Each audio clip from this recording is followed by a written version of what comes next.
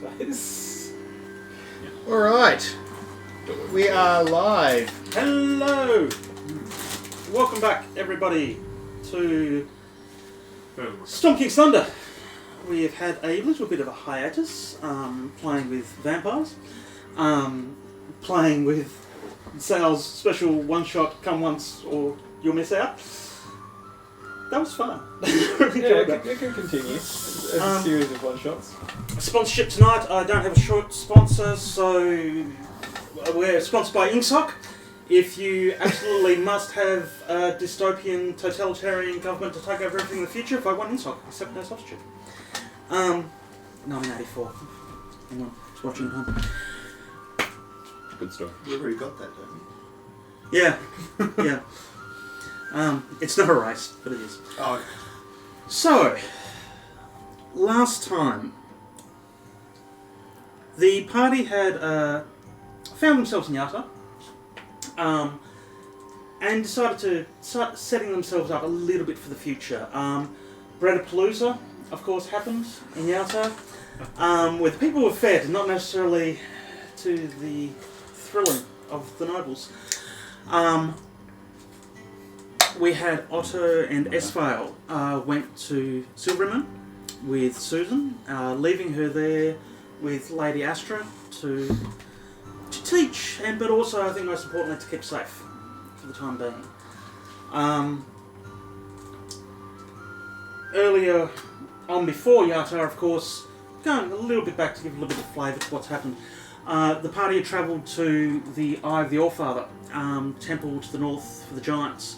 Having found some of the information they needed, they then went off, searched the burial mounds across the north, finding various artefacts they'd been told to uncover. Returning back to the Eye of the Allfather, meeting with Harshnag, they were told of a particular giant stronghold for the Fire Giants, for Lord Azota. Upon finding this information and leaving, they were attacked by the rather large blue dragon Ilmarith, who the party had managed to piss off royally by, killing one of the children. I was not. Oh, one of them is dead. Okay, good to know.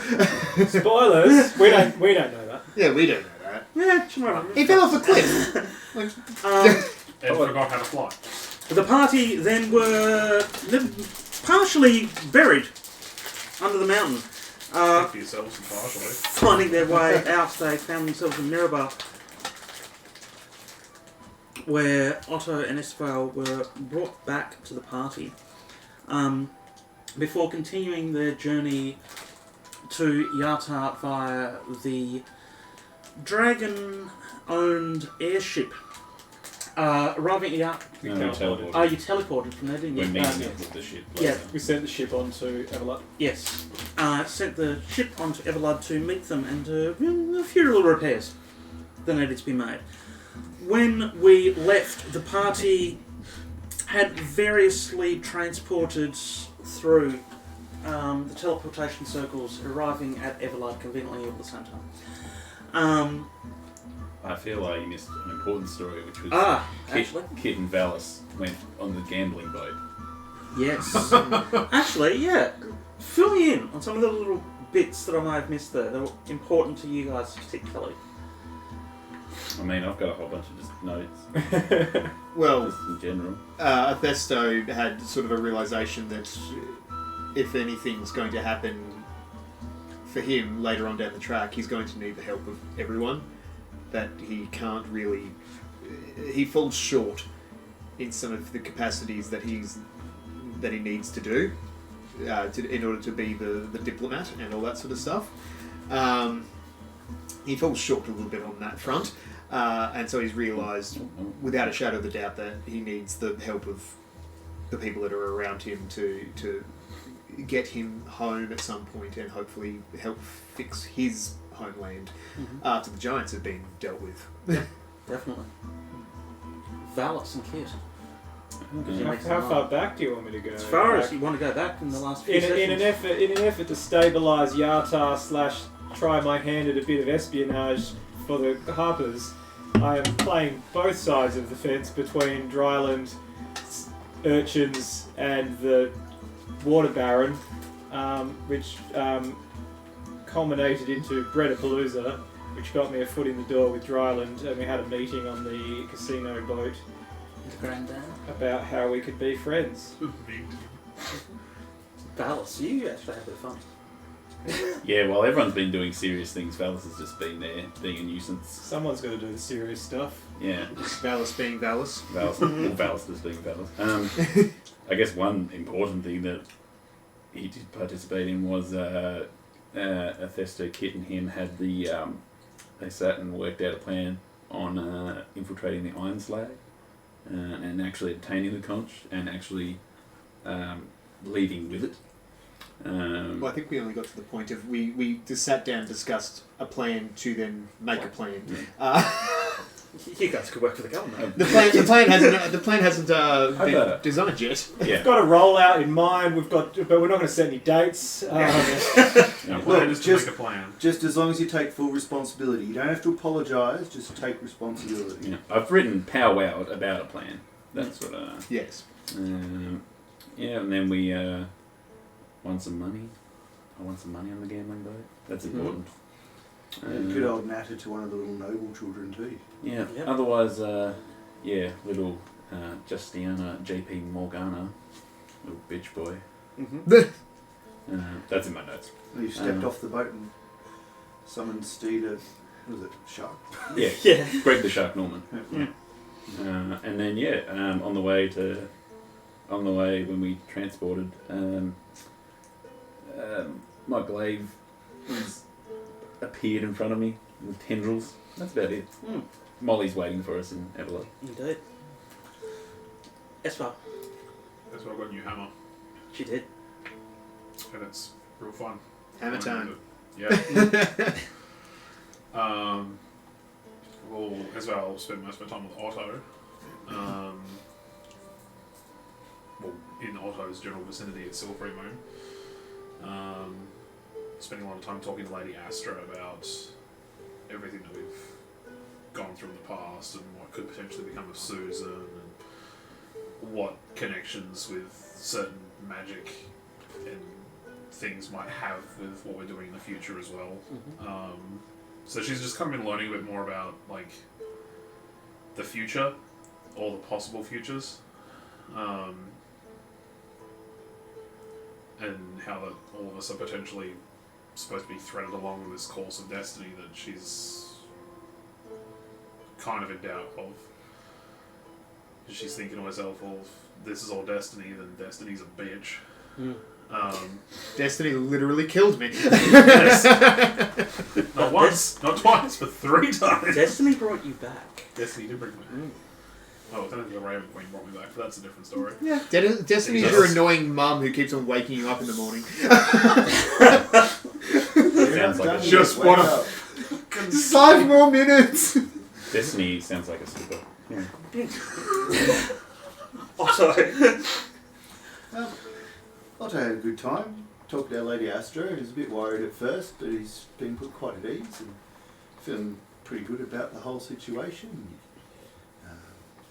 He can't wait to come back and see Susan. You've managed to pick up a few trinkets. Although he doesn't realise that he probably can't at any time he wants to. And has, feeling quite relaxed. He thought it would be nice if he gave something, little mementos or something to the team, and he got a wood carvings done of each of them.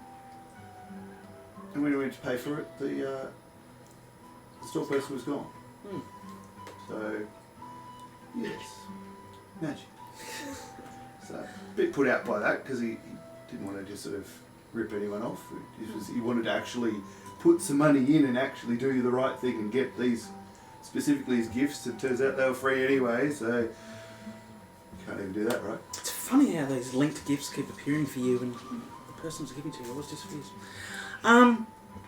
So... It's weird. It's almost like a subplot. Oh, what did I just do that for? God, I've written a new subplot. Okay. There are so many subplots in this game, the book is almost irrelevant. So, as you start today's session. Bluey, green, purple lights flickering around your eyes sort of start to clear as you see yourself within a large room, probably about 70 by 70. Big, inlaid in the floor, not drawn on the floor, inlaid, engraved with almost gold gilt. It's a large teleportation circle in a room made completely of black marble. No windows, very relatively low ceilings. You're only looking about like an 8-foot ceiling. So, put up 10-foot ceiling. You'd be hitting your head on the roof. 6, 7. Don't jump. However, standing just outside the circle, two people you've seen before. One strange, unkempt man, long grey beard, robe with various pockets and patches all over it. Weaving between his legs is a winged cat. He seems to pipe in his mouth, frolicking around through his pockets, eventually pulling one off and making fire start to light his pipe. Next to him, with a smile, is a shorter lady, very curvaceous, we'll say, in the right areas, with almost iridescent green eyes, smiling at you all. I'm assuming we recognise those eyes, regardless of the form that it's taken. Yes, the eyes seems to be the same no matter what. Yep. I assumed they would. You would recognise Crowlin, the Archmage, for the Harpers, and Molly, of course, who has been a not necessarily a constant companion, but Have I there. met him before? No, you wouldn't have met Crowlin actually. So you all appear. The first thing he says, yes, Julot. Yeah, 1, 2, 3, 4, 5. Auto checks. I hope so. You haven't been here before, have you? No. I do like the styling though. This is minimalistic but gets to the point. It's functional. It's yes. We can vouch for him if that's required, but... Oh no need. Molly already has. Yes. Knowing you lot already, you probably know all there is to know about him. Oh yes, indeed. Not everything. We Oh, more than likely everything. Yes, I do make myself known. Sort of. It is interesting, isn't it?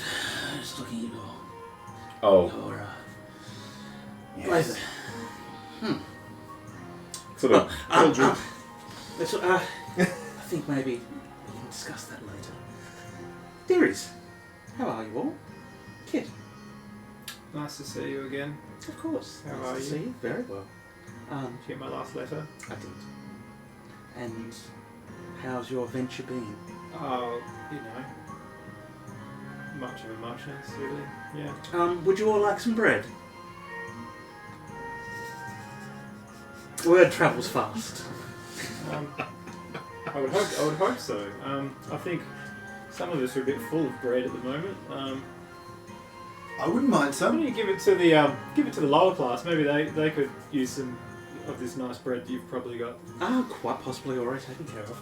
Now, let's not dally around here. There's much to discuss. So, maybe follow me. Let's find somewhere a little bit more cosy, shall we? And she just turns quickly on a heel and starts heading out towards a wall, which then just parts into a doorway. As like Valis follows, he's like, what's the selection like? Quite good actually. We've managed to collect quite a few decent wines. I'm assuming that's what you're talking about. Yes, Of course. As the doors open, you almost they do know me well. blink as bright light starts coming in from the windows outside. Again, everything's black. You have been in the keep before. This is where you remember teleporting from a lot earlier with another party member. Black marble keep that And has... a giant that was in the form of a dwarf. Yes. The keep itself is completely made of black marble, and from memory, you guys may not remember, there are no doors. You have to get roofied to get inside. Yeah.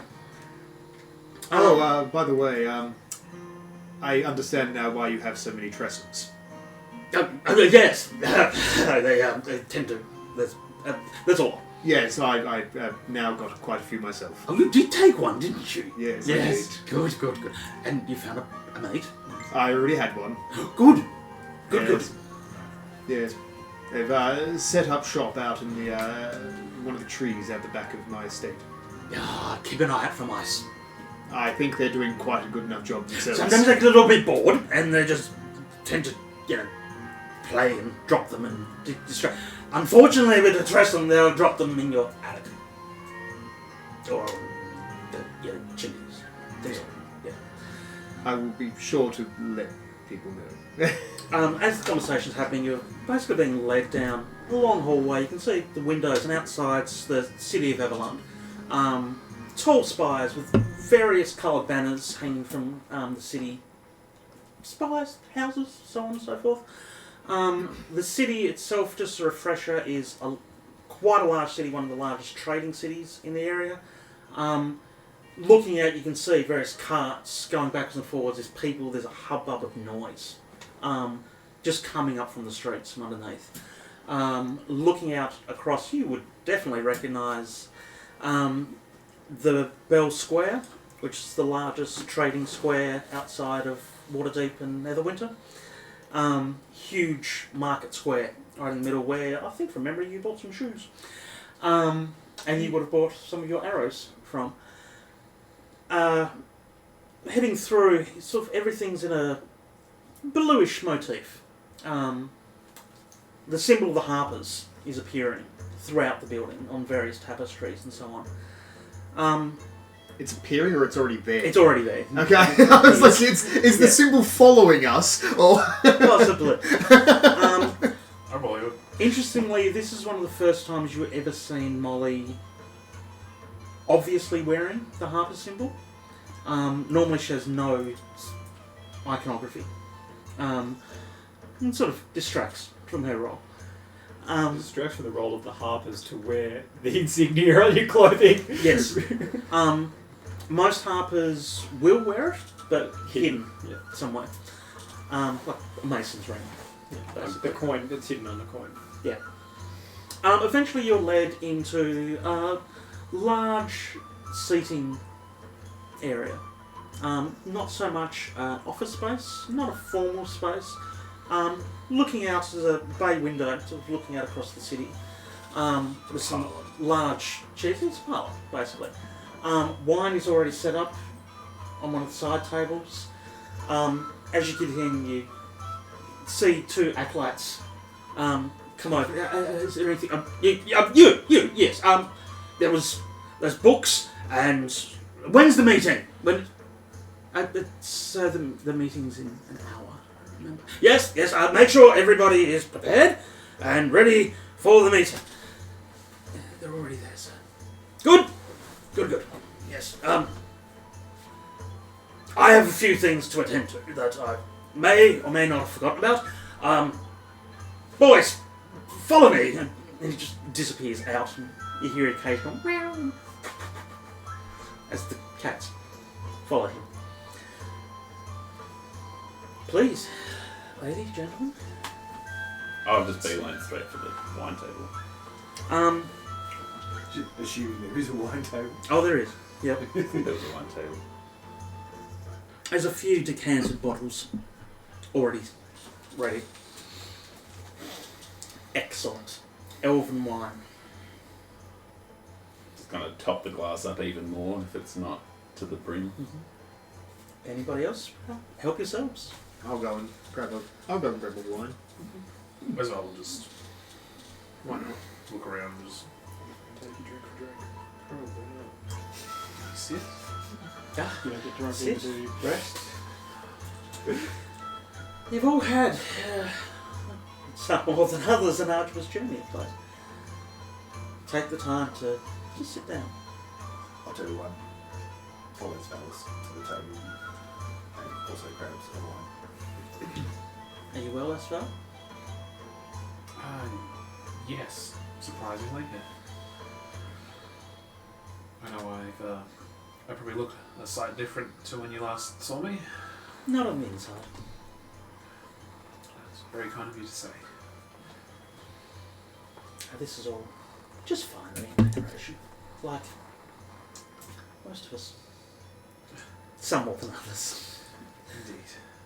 And what about you? Have you been keeping well? I've been busy, if nothing else. Honestly, quite tired. But we do have a meeting and we have many things to discuss beforehand though. Let's take some time. You have a lot to think about before we go any further. So, if everyone has a drink. She'll get herself a glass of water as she sits down. She takes her hammer out, sits it next to the table so it's not banging up against the seat. And as she does, she kind of just takes a moment to look at it and just... Hopefully I don't have to use that anytime soon. You won't hear. Well, she doesn't say it out loud. She's No. just like... The drinks were quiet, like we have No. to. Okay. Whatever will make you all feel comfortable.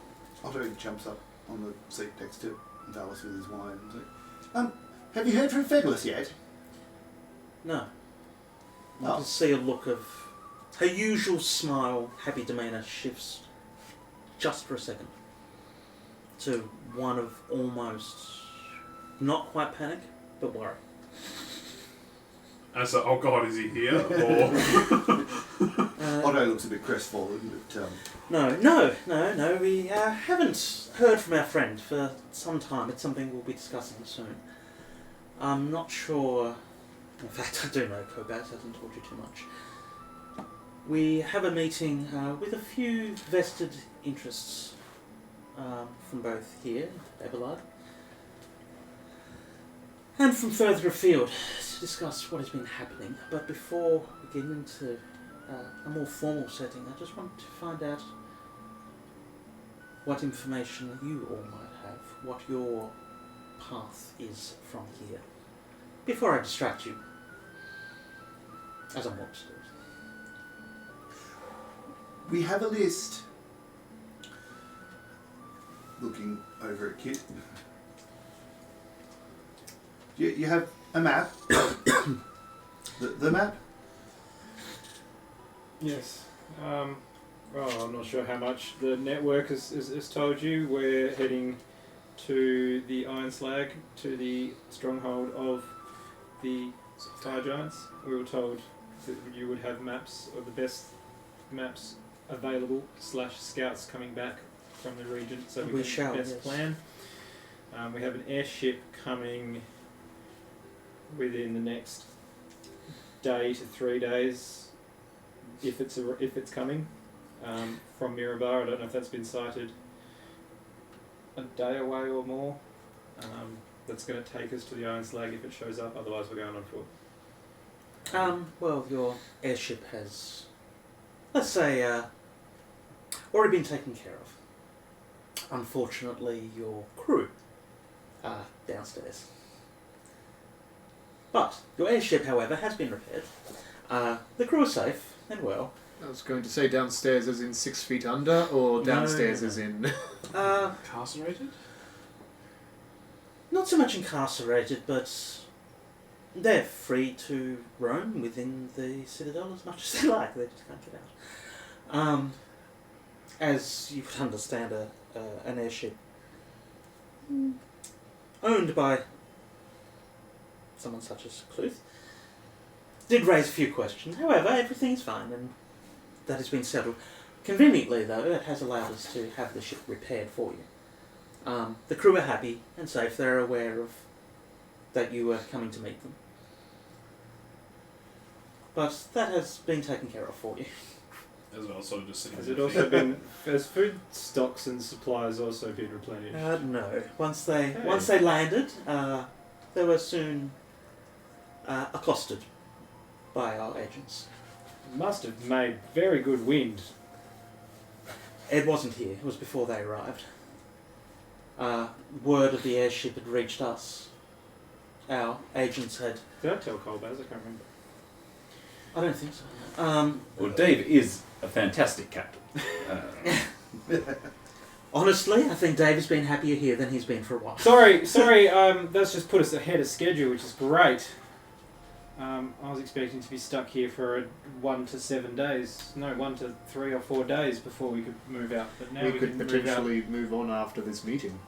Well, Granted that we have the supplies and everything ready. it's meeting, restock, and then we can go. That's Yeah. a lot quicker than I thought. I'm we were sure, going to.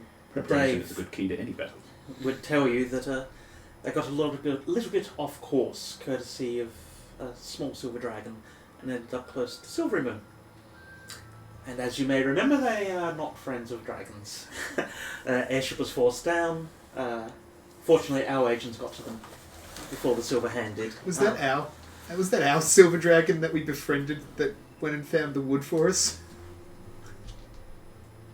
Let's just Yes. That's what I automatically So assumed. it's followed us. It's grown attached, We have apparently. a friend. Another one. It's like, I helped you get that wood to repair a ship of an enemy. Thank you. I have three. There's 3 dragons that like us now, and only 2 that don't.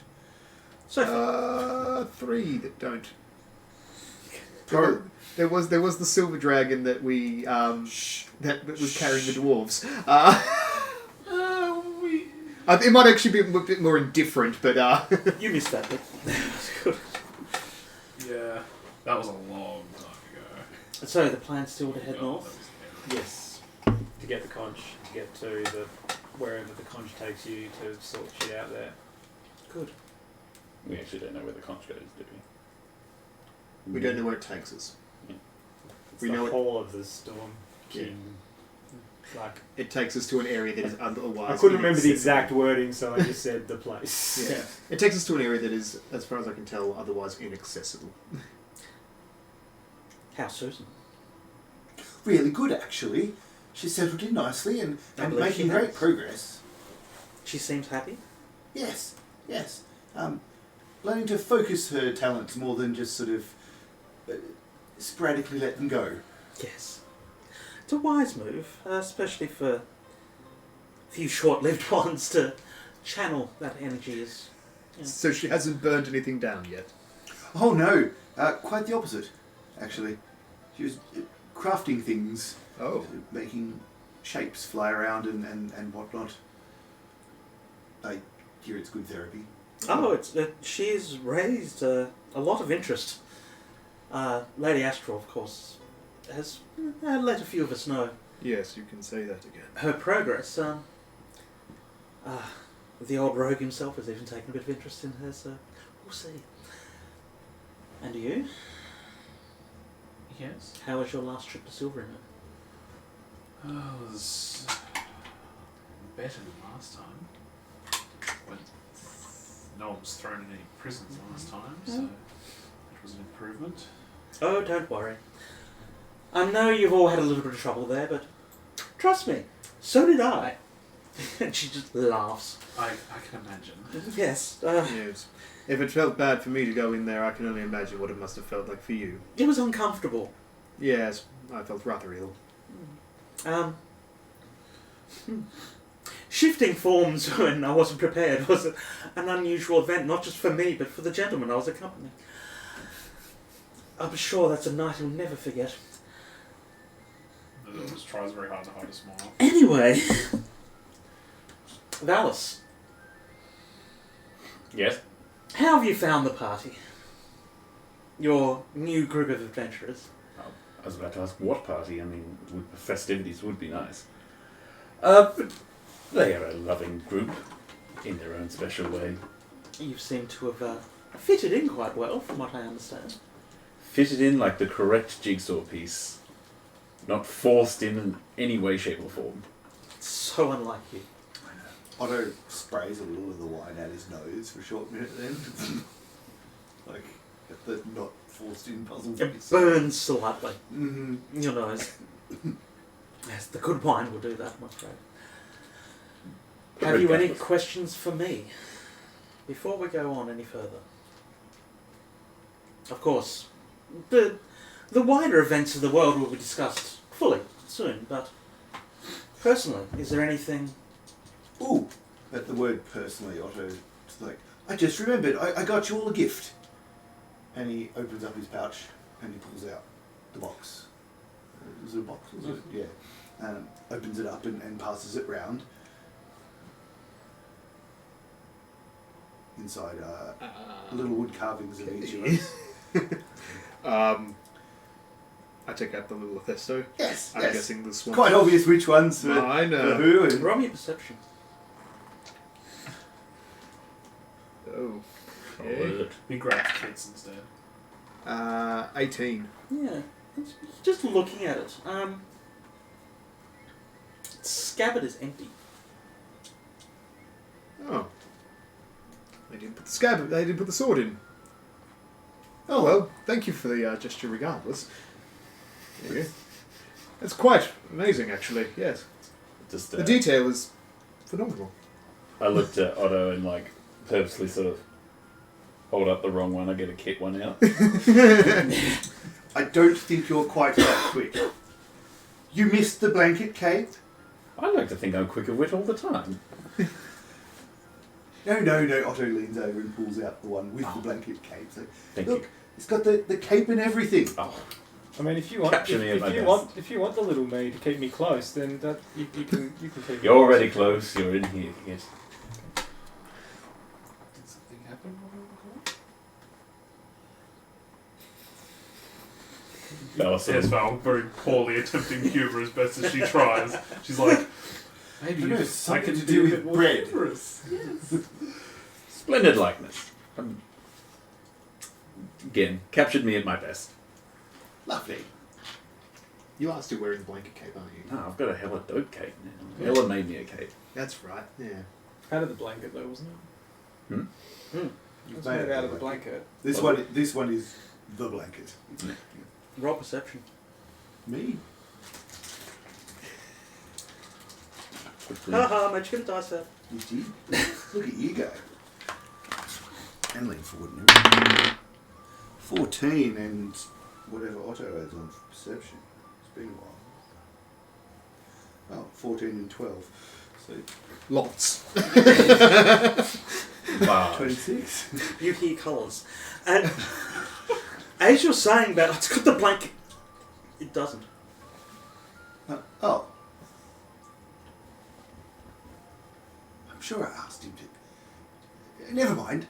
As you're looking at it, though, with that roll of friggin' ridiculous, It's only 26. it's not so much the cape that's putting you off, it's the glaive. You can't seem to focus on it. Every time you look at it, it's almost like it's actually slightly in the corner of your vision, no matter how much you try and focus on it.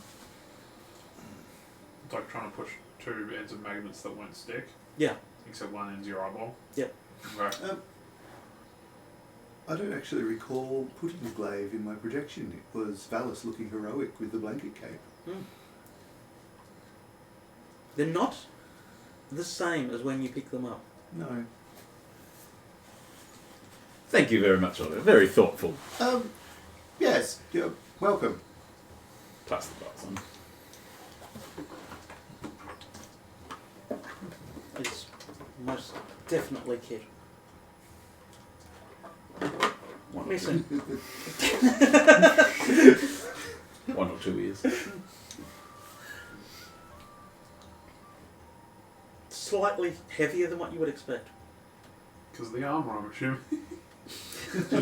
Like it almost like it's, it's something small, but it's a little bit more effort than what you would expect. As I take it to out of pick the it up. box, the box is suddenly like a quarter of its weight. You're made out of tungsten. Box floats away.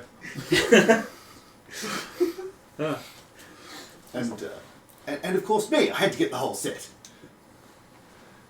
As you look at you, you're holding you. Holding you.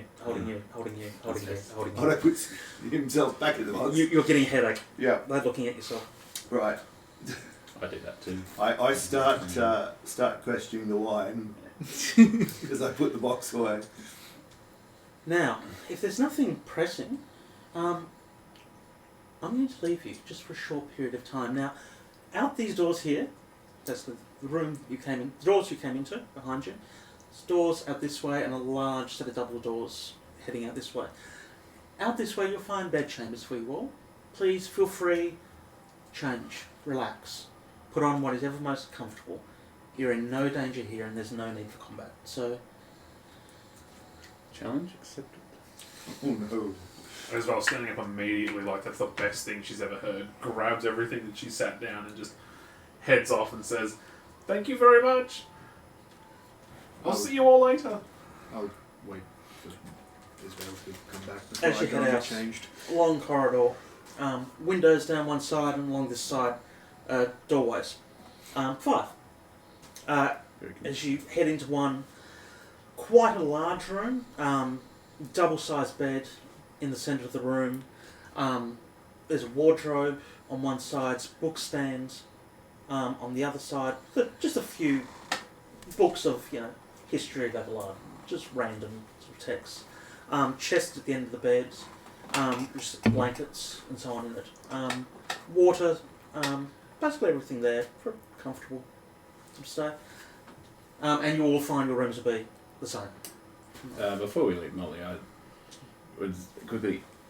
you mentioned vested interests joining at this meeting. Any indication as to who, so that we are not caught short or left wondering? Of course.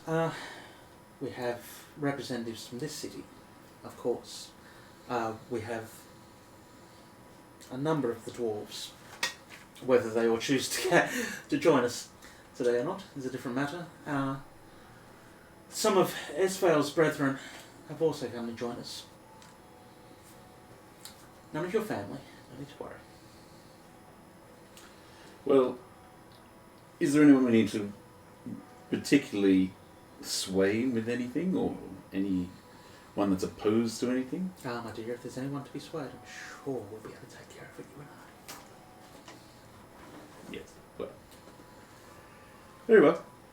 It just sort of drains the west of the wine. Mm-hmm. Oh, there's plenty more where that came from, my dear. Don't worry. Oh, head straight to the table. I'm sorry, what? Just as it's pouring. Yeah, basically. Pardon? Already 2 steps ahead. Now, if there's nothing else, if you'll excuse me, I will meet you back here in, let's say, half an hour. Splendid. Sounds good. Wash up, relax. I'll return. Pardon? She spins out, heads back out the doors where you guys entered from. Well, I don't know about anybody else, Esvele has already gone to get changed, but I feel like having a meeting of this magnitude, I feel like I would rather be a bit more comfortable as well. So I will be getting changed as well. And I'll head out towards the doors. Cool. Go and get to my finery. I sit on one of the couches next to my pack that's facing, so I'm facing the doors and just wait. Kit's always in comfort wear. No, Kit's packed for going into a dungeon. Yeah, but you don't He wear didn't, armour. he didn't so- bring his finery. You don't wear armour though, so. Otto checks. My finery do is with a basically scrub also my big clothes as well at this point because they're the only other clothes I've got. My silk pajamas. Gyms. According to rules of written, it's going to take me like 10 minutes to get this armour off, and then if I put it back on, it's another 10 minutes. It's half an hour till we're meeting up again, so... Takes me 5. Yeah. Otto checks his. Yes, I'm going to go scrub up. And heads off. Do you remember if we teleported we teleported in the morning, didn't we? From memory? Yes. Yeah. So, Yeah, that's what I thought. I just wanted to double check. Valis is going to sit near Kit. Sort of, glaive and pack on the floor. Well, before we enter this meeting, maybe we should at least try and finalise a bit more of a plan before heading in. We don't want to seem like we're inept at what we're doing. I'm sure the delegations won't think that, but I thought we needed the maps before we could plan. yes, I'm saying should we go over our rollout of the plan before going in there, so that we're on the same page. The rollout of the plan. Oh, just let me do the talking. I've I've already said you and Athesto, you guys know strategy, infiltration, leading troops. I don't know any of that, so I'm at your disposal. very well. Athesto knows what I'm capable of, so I defer to your superior wisdom on the matter. Very kind of you. Thank you. Sort of a little bit chuffed at that. Doesn't know if it's an actual dig or not, but he thinks it is. He thinks it is. Not a dig. He thinks it's a genuine compliment. Athesto, Yes. what are you doing? Just going down to one of the rooms, taking out the finery that I had made. As you walk into the room, Molly's sitting on the bed. Hello, dearie. Hello. I'm assuming you're waiting for me. I was worth it just to see the look in your face, really. How did you know I'd pick this room? That's what I'm more intrigued with. There were several. If you haven't realised yet, it's my job to know things. Yes. Didn't know it was your job to tell the future. What can I do for you? Now, it's not so much what you can do for me, it's what I might be able to do for you. She reaches behind her, and almost out of nowhere, brings a katana. It's my katana. It is your katana. Slightly different. Slightly greasier. If Just because you wiped your head at the same time. Yep, because my fingerprint isn't working. Because beforehand it was a plain black scabbard with red around the handle. Yep. Yeah. Has it got fatter, like an anime sword? It got bigger. Like a chunk. Yeah. No. Yeah, there we go. If you're getting a katana, you go like one piece where they just get a little bit longer. Yeah, they just and get they get more intricate designs. Yeah, they're getting longer and longer. And cooler names. Looking at it, it's almost identical to what you remember. The handle itself, same colouring, but it's almost an ivory, stained ivory. So the wood that was used for the actual handle. Yep. Yeah, and then it's got the red. It's still got the red Binding. binding. Yeah.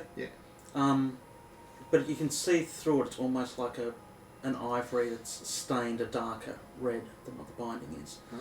Oh.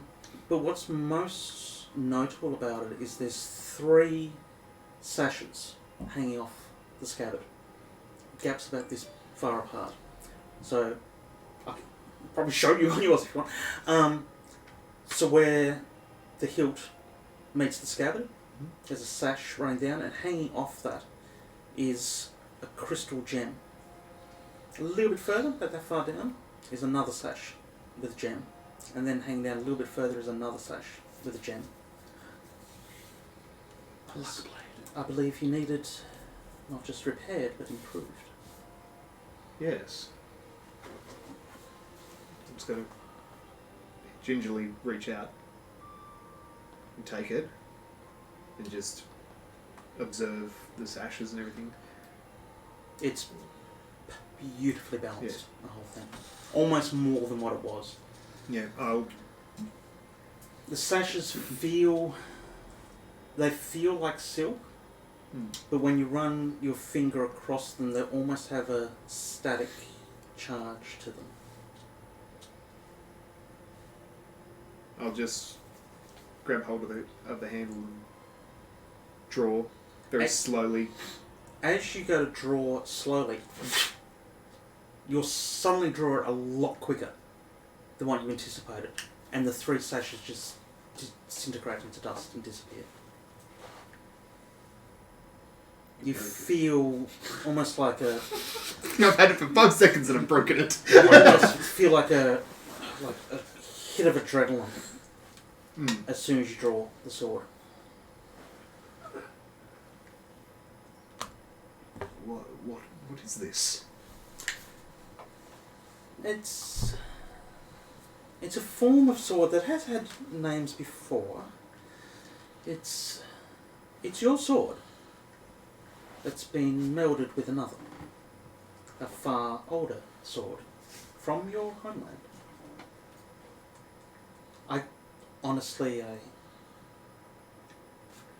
could try and pronounce it in your language, but that'd be kind of racist, so I'm not going to. The words she used in Kuzakaran translate to you as the sword of the patient master.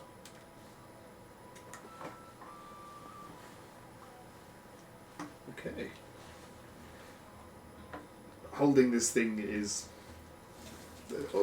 The way it's described to me at the moment, it's almost like holding on to like a storm sort of thing, so I'm going to sheath Is that how the you... sword back in and release it, because that seems like... from what And I've... the sashes reappear. From what it feels like, that seems like a lot of power to draw just in in a bedroom, like in a house. I'm just gonna sheath that again. And as soon as the hilt hits the scabbard, Mhm. the 3 sashes reappear. This is quite amazing. Take your time and train with this sword.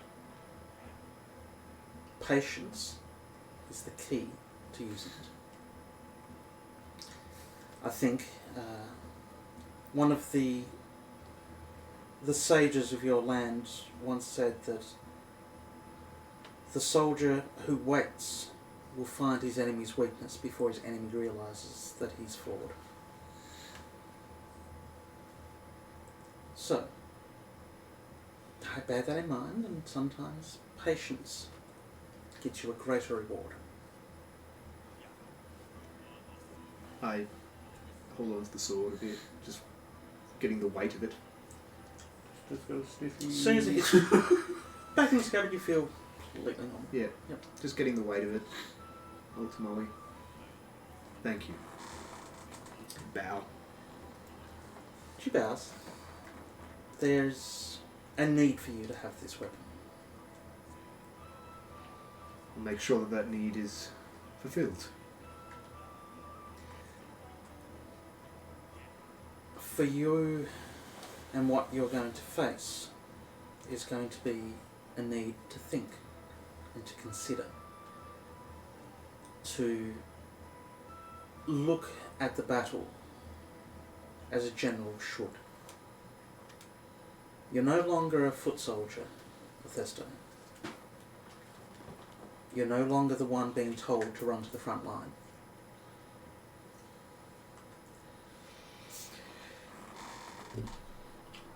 I understand. I'm not sure you do yet, but you will. Patience. Indeed. Now, I have things to attend to. Yes, I'm sure you do. Thank you again. Of course. And she's up out of the room, just leaving a smell of perfume in the air. I'm gonna get changed. Mhm. I wasn't going to take a sword with me, but now I am, because I have a cool fucking sword.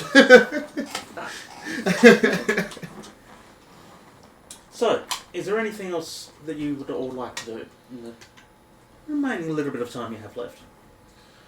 Esvele's going to take a bit of time. When she gets to her room, she takes armour off, sort of relaxes, stretches a bit, and she's going to go up to a mirror if there's one in the room, and There is no. there is now. And sort of just examine the damage to her nose, because it's still kind of Yeah. fucked, alright? Yeah. So she's going to sort of take a bit of a look and then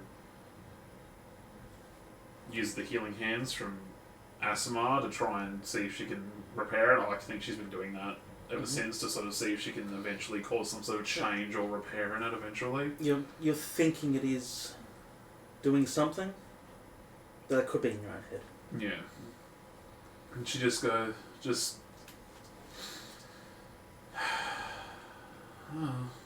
sits down for a minute and sort of gathers her thoughts, relaxes a bit before needing to put armour and everything back on because she's gone, well, I don't know if we're going to be hanging around here for a bit, but judging from the conversation, probably not, so I'm going to get my gear ready, get everything ready, give myself a quick, sponge down so I'm not covered in sweat, and then she's going to head back out pretty much straight away.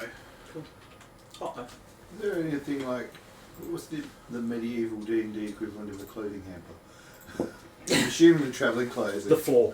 Yeah, are pretty Yeah. messed up, and it would be nice to not just change straight back into them afterwards, because Otto's going to get on his fine clothes, which usually from his past. You did all spend money buying fine clothes. He doesn't have a lot of opportunity to wear them, and it'd be nice to just not have all the crap attached to him and everything. So, but he's hoping he can get them cleaned. Literally, yeah. Yes, literally. Athesto, are you changing into your... The kimono? Yeah. Yeah. Yeah. So the, I think it was dark blue with orange lining, Yep. I think it was, Yes, from memory. pretty certain, yeah. I know it had orange. Yeah. So, after a reasonable amount of time, 20 minutes or so, one of the acolytes comes back in the room. Mr. Kidd, Mr. Vallis, where's everyone else then? Are we... you're probably heading back in the door by this stage. I would assume I'd be not too far away. They were told half an hour. It's only been 20 minutes. Yeah, I just got sent through just to make sure everybody was ready. And According to the sundial, According to the digital sundial over there. yeah, the alarm hasn't gone off. the rooster calls when the alarm goes on. You're more than welcome to go and get them. Only when you're all ready. It's not my place to interfere with the guests. Okay. It's been I go to the door But that it's- leads to the hallway where the bedrooms are. Athesto's nearly walking. Everyone ready? You hear Otto from the room. Oh, yes, yes! Yeah, yes. Bustles They're out, early. bustles out, doing up the last button. Sort of when you come back, sort of Vallis is saying to the acolyte, now the difference between some of the Highland wine is you really get the oaky aftertaste. Mm-hmm. Now sometimes that can be good depending on what you've been sampling beforehand, because you really want to make sure that you've had something maybe a bit sweeter, because then you really cut through it with the oaky aftertaste. Of course. But if you come through with sort of a juniper berry after that, that's really nice and peppery. Cut through again the oak, but it will sit on top of that palate. It's quite a refreshing. Wouldn't the juniper be more of a piney flavour, sir? What? My apologies, sir. If Have you drunk before? no, sir. No, sir. Until I've reached the end of my training, I'm not allowed to. Horror on Dallas's face. Respect to you. Respect. If you're all ready, sirs, ma'am. Yes, but I've left some clothes that need some laundering, if possible. Of course, sir. They'll be taken care of. Fantastic. Is there anything else you'd like done while you're at the meeting? No, No. not for myself. I mean, I could use a tailor. One could be arranged, sir. What's like how far can we send you to do stuff? Like, what is there a limitation to the amount of work we can get you to do? Miss Molly said anything you asked for. Would you like to get provisions and a stockpile ready for 2 weeks worth of air travel, including a vast selection of wine barrels? For how many, sir? For how many crew will survived? There was 4. I was about to say there's Dave and I think 3 others. 10 people. And wine for twice that. Looking at Vallis. 10 people. How many days travel, sir? 14 days travel. It'll be ready for you probably by the end of the day at the earliest, sir. That's more than adequate, thank you. I doubt we'll be travelling before then. Don't worry. You know where the airship is? Taylor? Yeah, deliver it to the airship. Sorry? Ask around. I'll have it organised for you, sir. Taylor? Yes. Oh, I thought that was your name. Any form of tailor, sir? Anything particular you're after? Probably just a new wardrobe. I'll have somebody... Carpenter then. I'll have someone waiting for you for after the meeting. Blended. Thank you. Mr. Athesto? I'm fine. Just have the supplies delivered to the airship so that we might head off at the earliest convenience. I'll send word for that, sir. Thank you. Let us know when it's all been delivered. Yes, sir. Well, if there's nothing else, can I... Yes, Sorry, yes, one ma'am? more thing for the airship. Make sure there's some healing supplies and some medical supplies as well. I'll organise what we can. Can do only so much with what I'm capable of, so it would be nice to make sure that if I'm not around, the crew and the rest of us can receive the medical assistance they may require. I'll see what I can find, sir. Anything more than basic, I might need to ask permission or help someone find them. Basic ones will be fine. Okay, sir. Well, if there's nothing else, I probably should lead you through. Yes. Sounds good. Alice is just very, looking at the wine very deeply, just like, oh, yes. Cradling it almost. Found one you like. With that, the acolytes... I take my pack with me. Oh, there's no need to. You can leave anything here you like, or I can take it down to a room for you. No, that's alright. I like to keep it with me. Of course, sir. Whatever you think, sir. I put my glaive on, but very much take him up on that offer. Take a carafe as well. The kids are on the way as well. Oh, there's wine in there as well, sir. Pardon?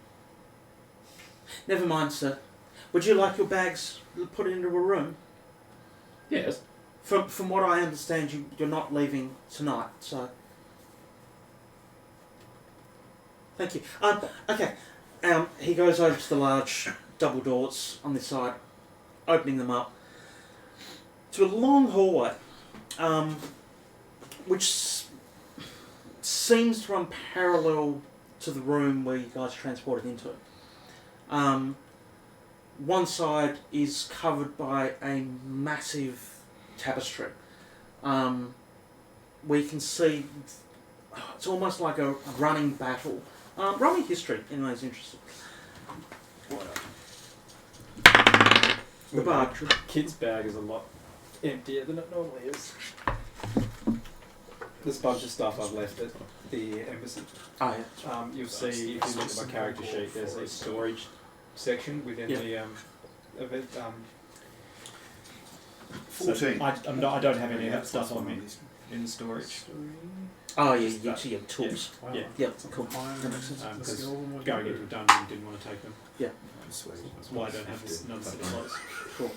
It's ludicrous. I love it. To my best. How'd you go? 15. 15? Also 15. 15. Anyone else? Cool. This is definitely... It's an old battle scene. You can see running across what looks vaguely to be Everland, maybe. But quite some time ago. There's various soldiers going out. There's a large battle across the middle. Dragons flying across the sky. You can see there's a gold and a red clashing in the sky above the tapestry. Both on a 15, there's one figure as you're looking, there's thousands of different figures all across the tapestry. There's one standing in the centre, not just off the centre, a lady, all dressed in white and blue, that's almost watching. Not paying attention to the battle scene, but more looking at you. If it wasn't a tapestry, you'd almost think you were talking to this person yesterday, but couldn't possibly be because it's very old. Very familiar though, and a little bit off-putting. Just lean over to Otto and just. Does that look like? Yes, well, I hear she's quite old. Then feels bad for calling her old. Has been around for a while. Fairly interesting discussion we did, her and I. So I wouldn't be surprised. Next time I see her, we'll ask her about it. Sure. Otto's internally thinking it's never good to ask a lady her age. As you head past the tapestry, there's a massive set of doors on the far wall, in a large curved stone architrave, 2 large oak doors. As you come close to them, the acolyte turns to you all. Yep, seeing you've all kept up, gets almost to the doors, turns right and walks into the wall. And disappears. Damn it, I was hoping he was going to be like a bang! Bonk. Missed it by that much. Do we Just smacks into it. follow him, or is he leaving because we're supposed to go through the door? I'm going to move to the doors. And just open them. My hands are full. You open these doors. Surprisingly, it takes no weight. Yep. No push to open them. It's just a large, empty sort of dining room. They like travelling through walls here, don't they? Sorry, lady, gentlemen, through this way. The wall. Yes, sir. Close the doors! You need to make that more apparent. It's hidden for obvious. And goes back through the wall. We could not go in just to keep messing with him, and then he looks terrible to his superiors. We could hide, so when he comes back out, he doesn't know where we are. I feel like the poor thing's already frazzled enough, don't you think? Oh, you're so mean. And Otto just goes through the wall. Oh, just in trying to enjoy myself. I'll go. It was. May as well enjoy ourselves a little bit while she can, eh? Yeah. Yeah. He wasn't telling you off, he was more like. Yeah. Go through the walls. Go through the walls well. Other people's pains. Wasn't his gain. scolding, just an observation. They all disappeared as they go through the wall. If they are, I'm usually behind everybody else, so yeah. You come through the wall and it's almost like you've just walked through a curtain. Yeah. Oh, one of those plastic, like, putting shop doors, the plastic yeah, ones. Oh, the Yeah. frickin' the strap ones. bead blinds. Yeah. Oh, What is that? The character that does that every time? I can't remember what show it is even. Yeah, no, you're ringing a bell with that one. No, Big no. Bang Theory or something like that. Anyway, no. it reminds me. actually might be. Boyle? It reminds me of Black Book. Yeah. Anyway, you're heading. Yeah, actually, it is Burn it, black every like, time. yes. Yeah. Sorry, we digress. So you're heading through the wall. On the other side is a large room, almost the same size as the room you teleported into. No windows at all. The entire walls, every 6 feet, is walls cuts. They're not big on scenery here, are they? With torches, all with a greeny blue Big light. secretive. In the centre of the room is a large circular table with not a circle, basically just the rim. And the outside, there's Oh. empty space in the middle. Donut table. Yeah, big donut. Cool. With a gap in the table, about so wide, to allow people to come in and out. As soon as you come through, because the rest of the keep's relatively silent, you can hear a little bit of the noise from outside. But as soon as you come through here, it's just sound of voices of various kinds.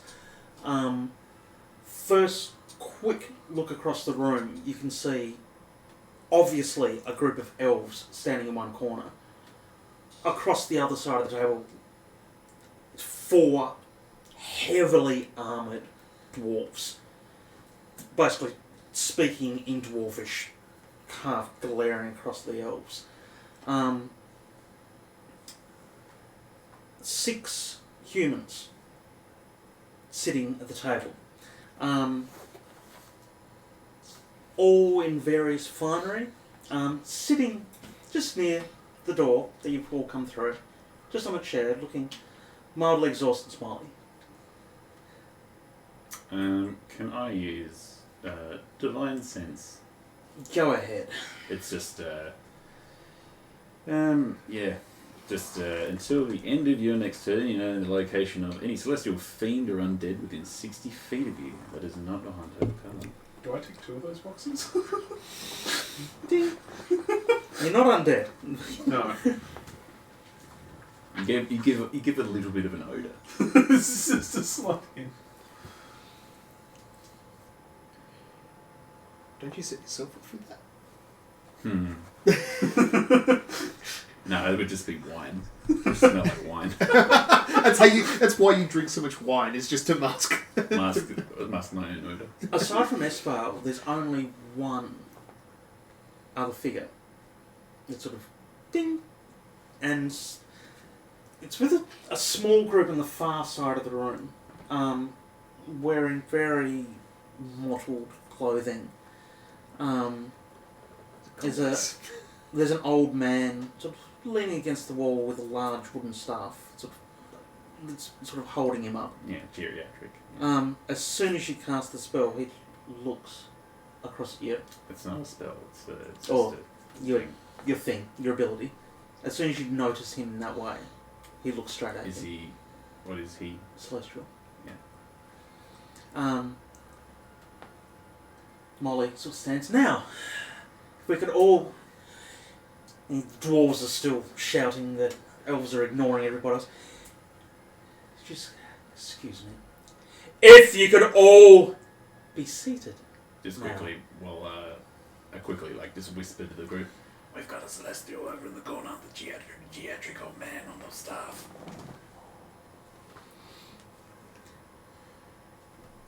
Do I recognise any of the elves or dwarves? You don't recognise the elves or the dwarves, but the group that was with the old man, you're not sure if you recognise them as individuals, but you certainly recognise the insignia that they're wearing and the style of their clothing. Was it all Pelor Roby? No. More druidic. I was going to say the druid from Silver Moon. Yep. Copies. With that, everybody, this large donut table starts to sit. From this side, you have this druidic group start taking up seats along here, next to the elves. At the far end, opposite where you've come in, because you've come into where the open of the donut is, are a set of 6 humans, 1 dwarf, 1 empty seat, and then along this side, straight away, are the dwarves, and then some more, just varied half-elves, humans, various robes. Your wizard friends, Krell, is there as well. There are 5 seats between the dwarves and this group over here of assorted, which you'd probably assume are harpers.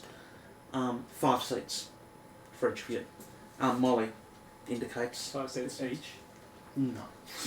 Otto strides up and takes the middle seat. We're that important. We need 5 seats. Only Each. because he doesn't want to sit next to the dwarves, and he assumes Kit wants to sit next to the harpers. Please, be seated. We have a lot to discuss. I'll take a seat next to the dwarves. Yeah, as well. I'll go and sit next to the dwarves or close to the dwarves. The dwarf has a large old male dwarf sitting next to you. Nice toothpick. Not disrespectful, just he means it. It's nice. Where do you sit? Is the chair by the door still there? That Molly was in? Yes. I guess it. No. In Molly's lap. No, Molly stood up. Yeah. I go sit in it. Molly turns, smiles, nods.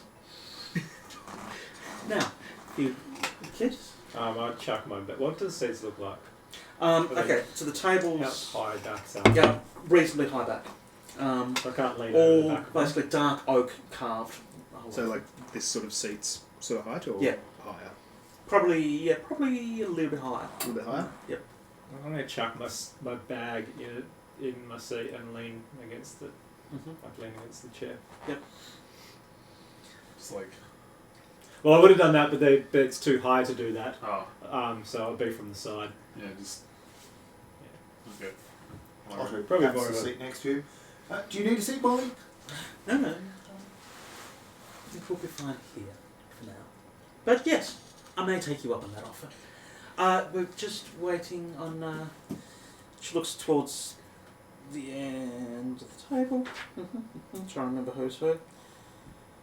Well, there's a male human, long blue robes, shiny full plate armour underneath, sitting there tapping. Yes, he'll be here. Then you see a small door off the side open. Sorry, I just had to go to the bar. Oh, hello! It's Eric with and/or Loot. Joffrey with and/or Loot. Hello! I'm here, you'd be back. You told me you'd be... It's going to confuse my brain. And the rest of the people around the table just look. Sorry. Just sits back down. Now, He was a guard. He's a travelling musician. He is now. I thought he was a guard initially. I believe we're now all Can I have a here. career change? We have the... thank you, of course, Captain Horrocks is the guard captain of the tower here. She points to the male with the full armour. Next to him is... Closer inspection, probably an elf. Doing their best to hide it. Mage robes, so on. Other side is short, stout human sitting there just playing with a bunch of keys. Next to them, another human dressed finery, obviously merchant, and Molly starts to say, now, here we have the representatives from the city of Everlard. We have the master of the guilds. We have the keeper of the bridges, the man with the keys. We have, of course, the High Captain Horrocks, which I've mentioned before. The city's High Sorcerer, Varil. I'm sure you're all quite pleased to recently elected as the Speaker of the town, Joffrey. Molly's smile is massive at this point. He's certainly made an impact the last couple of weeks. Timed it quite well for a run-up for an election, I must say. Joining us as well at the Dwarves of Mithril Hall. With, and I cannot actually believe this is her name, Dag Nabbit. Dag Nabbit. Really? D-A-G-N-A-B-B-E-T. I'm not doubting it. I both love it and hate it. Sitting in the centre of the dwarves, woman, female dwarf, still dressed completely with armour, a massive warhammer sitting on the table in front of her. She just sort of just nods. Our friends from the various elven strongholds, and some of your compatriots who have chosen to join us from their enclaves, pointing towards the druids. I am, with my general observantness, just cataloguing Mhm. the weaponry and the potential firepower in the room from everybody. Roll me a. Like, I'll be doing this over the course of the Yeah. meeting. It's not a once-off glance thing, but Give me an investigation with advantage. Yeah. investigation. Or perception, actually, probably better. Not really. Still rolled shit anyway. 15. The only people in the room, aside from Yol, who are armed, will be the dwarves. The elves don't appear to have any weaponry on them. The druids don't have anything other than their staves, but I don't you know. know. Yeah, I know they can cast spells. They're so, basically- yeah. There's at least 2 mages that you can tell straight away are quite powerful. And the High Captain is also completely armed. Everybody else has obviously left their weapons behind. The elves you can see eyeing off the dwarven weapons. You'd be able to pick that they're mildly pissed that they've left theirs and the dwarves clearly have refused to. Well, now we're all here. It's quite the turnout just for a few Before anything else, if I may, she starts to incant using some various gestures. You recognise it's a spell, but you're not entirely sure what. You would think it's the silence spell, but it's Augmented? almost reversed in a way. And as soon as she finishes, your ears pop. My apologies. We can now speak completely openly. My apologies to anybody else in the room. You cannot be contacted from outside now until we've concluded this meeting.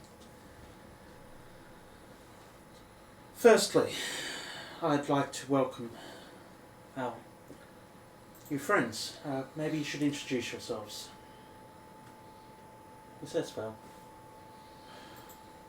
My name is Esvele of the Emerald Enclave. I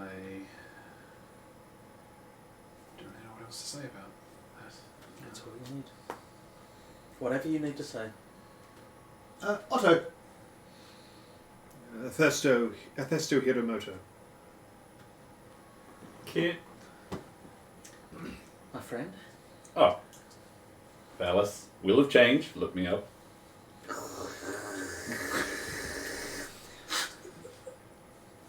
And with that, the dwarf female looks at you. We know their names. When are we going to see some action? Well, I'm not going to sing. No. I sort of start. I do a few stretches. Well, I didn't know it was that type of party. Oh. Molly just chuckles. Yeah, my stretches were very theatrical. I believe that's all we're here to discuss. I think that's what we all need to find out. Oh, no sex? Oh. Firstly, before we try to fill you in on where everyone else is at, maybe you could fill us in on your latest information. I have spoken to you all in various means over the last few weeks. Maybe first hand, if someone would like to tell to Athesto. Yes. Well, we made a journey with Harshnag to the Allfather's temple, the Allfather's temple, and managed to glean some insight as to how we can locate the Storm King. The long and short of it is that we require a conch that's held by any one of the lords of the individual giant clans. So far, the one that we have managed to locate is the one held by Zoltan,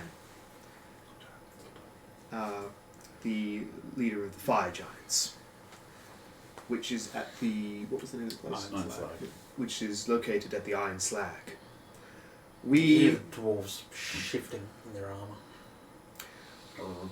We have planned to infiltrate the Iron Slag and recover this conch in order to hopefully take us to the Storm King to put the balance back into place. Sounds like a fool's errand. There's a dwarf next to you. Well, if you have a better option, we would love to hear it.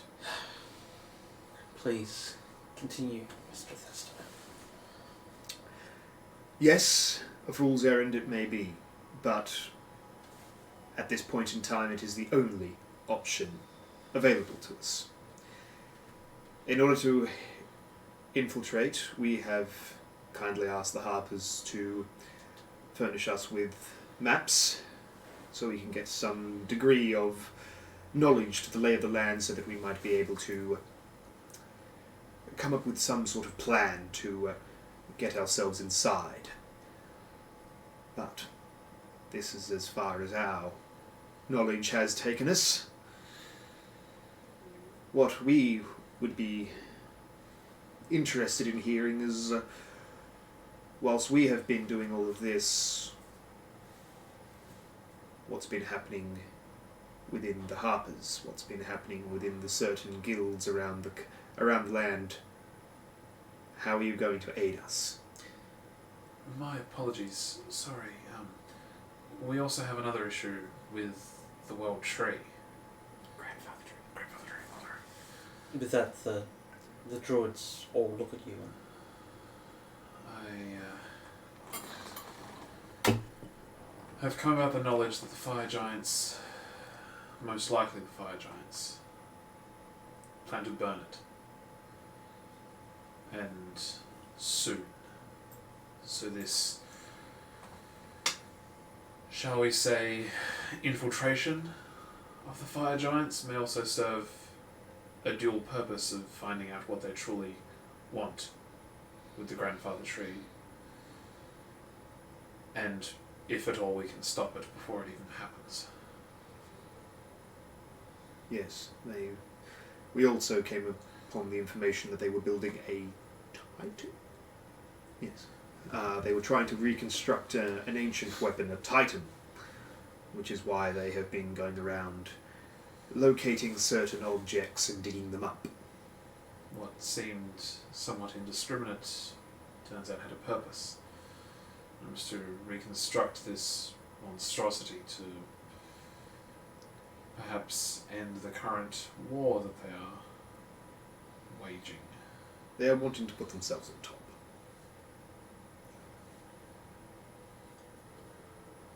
Circles just all silently looking at me.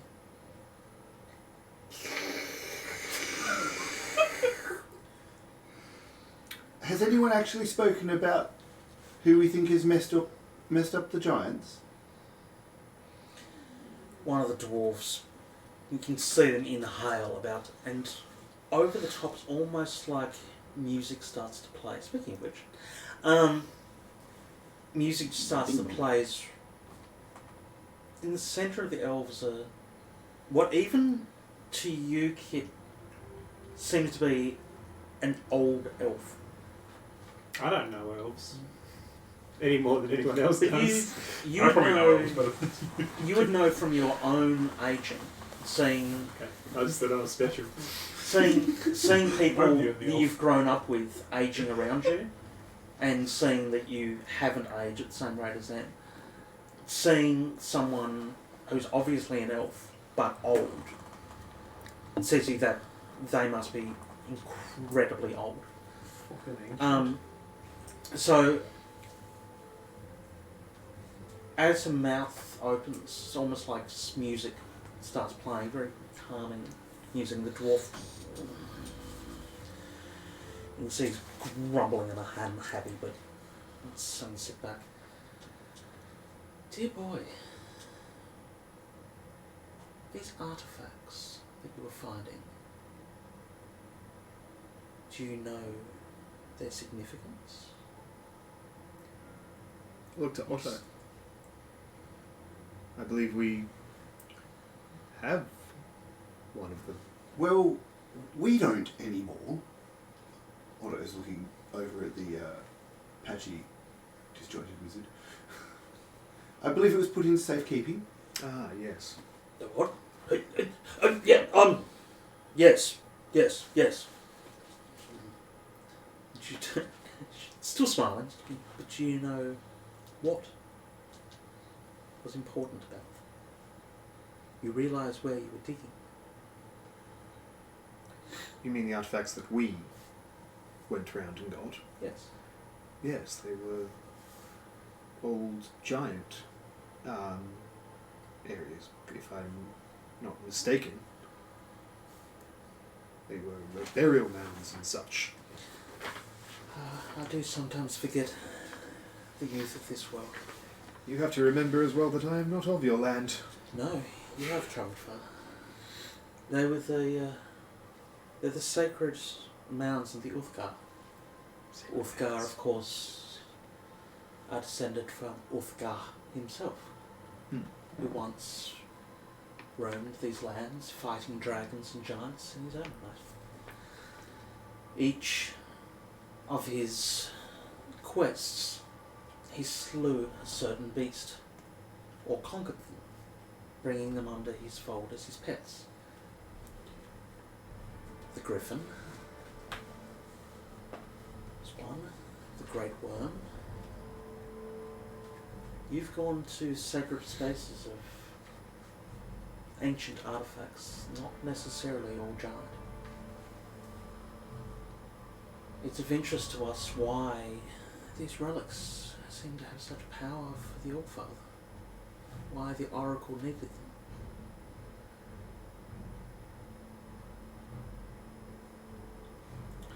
Well, we could go ask it, but it's buried under an awful lot of rock. Yes. We've heard. And at this point, you almost see the old dwarven woman just two across from you. Enough talking of the past! The problems in the present. Yes, they're old artifacts that have been taken, but we know there's more that are missing as well. What have you heard of the Frost Giants? Has any information come across your travels yet? At this point, Valis gets up out of the chair and just grabs it and like drags it along the floor like really loudly. You know when you just like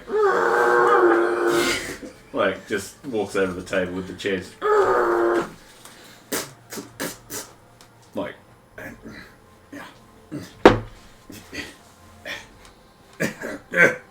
sorry. Do you have any information? From memory, it was the Frost Giant's leader's son that we found. His ghost that was in the no? It was... That was the spirit of the Spirit of... It wasn't one that Frost wanted Giant. he wanted vengeance. He wanted vengeance, but it wasn't his son. Wasn't royalty. No. No. It wasn't Frost Giant though, was it? Which of our dragons' friends were the ones that have So infiltrated the giants? There's so many dragon names. I do not believe we've located any information so much on the Frost Giants as to what their goings-on are. Not even Harshnag seems to know exactly. And where is Harshnag? Dead. Dead. Also under the awfully large amount of rock. Sacrificed himself so that we might escape in order to give you this information. Typical. Attempted to take something else with him, though. Yes. The- One great blue dragon. And is she gone? We don't know. She was buried under a mountain, but given how old and powerful she is, that might not be enough to stop her. Hopefully it is. We can only hope, but I'm expecting it to not have stopped her. Expect for the worst. Plan for the best. But now you are asking a lot of us and the information that we have gathered. What do you have that can aid us? All we know is what is happening. The Frost Giants, from what we understand, are trying to find the Ring of Winter. Do you know what that is? Once again, these are not my lands. Molly, comes over and puts a hand on your shoulder. Our dwarven friends are always terse, she says with a smile. The dwarven woman sort of sits uncomfortably, blushes slightly. She feels kind of disturbing. What, Molly does? Or? No, the dwarf female blushes when Molly comes near her. Oh. What they're meaning to say, the Ring of Winter is, from what our agents has discovered, is what the Frost Giants are focusing their attention on. Do you understand what that is? I'm afraid I do not. It's an ancient relic, thought to have disappeared eons ago, but of course rumours persist about its existence. It was last known to be held by one of our number. It's a cursed item that will eventually plunge the entire world under ice. Many years ago, when the Great Northern Ice travelled south and covered the world, it was the Ring of Winter that did that. If the Frost Giants, of course, are able to have that, it would be of great benefit to them, not necessarily anybody else. And penguins. Possibly. I don't think the penguins really factor into the trials. That could Current be plans. Symbiotic relationship. With the old, what appears to be the oldest person in the room, the druid. Its voice like the crunching of leaves, like gravelly, broken, but still almost, you can smell the earth. Esvele, you were right about the grandfather tree. We've all, she looks to the other druids, we've all had the same vision of the tree on fire, burning, which our sylvan friends, pointing towards the elves, are also most concerned about. I'm sure they don't wish to tell you, but you're one of our number.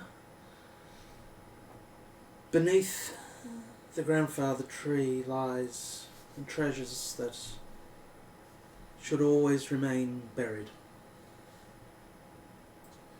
Plates of spells that were once used for arch-wizards to have their cities fly over the world, where they would build their cities on the ground and through their magic would rise the earth up to float.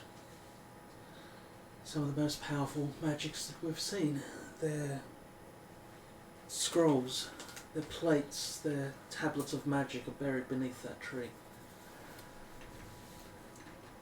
The tree itself is not a tree.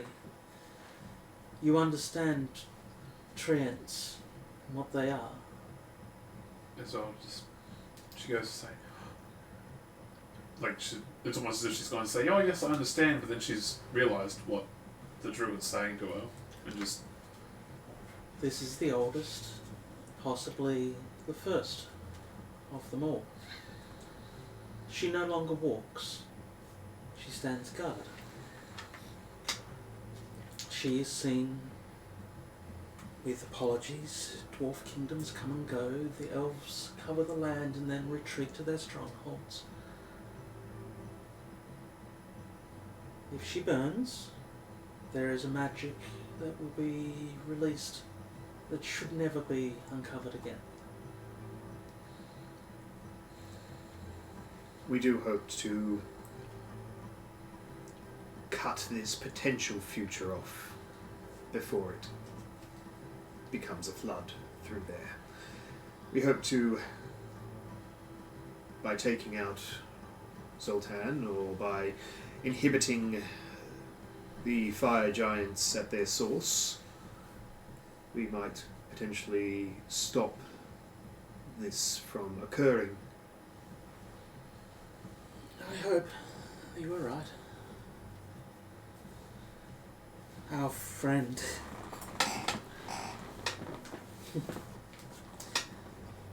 The old mage seems most concerned if these magics are allowed to roam free again.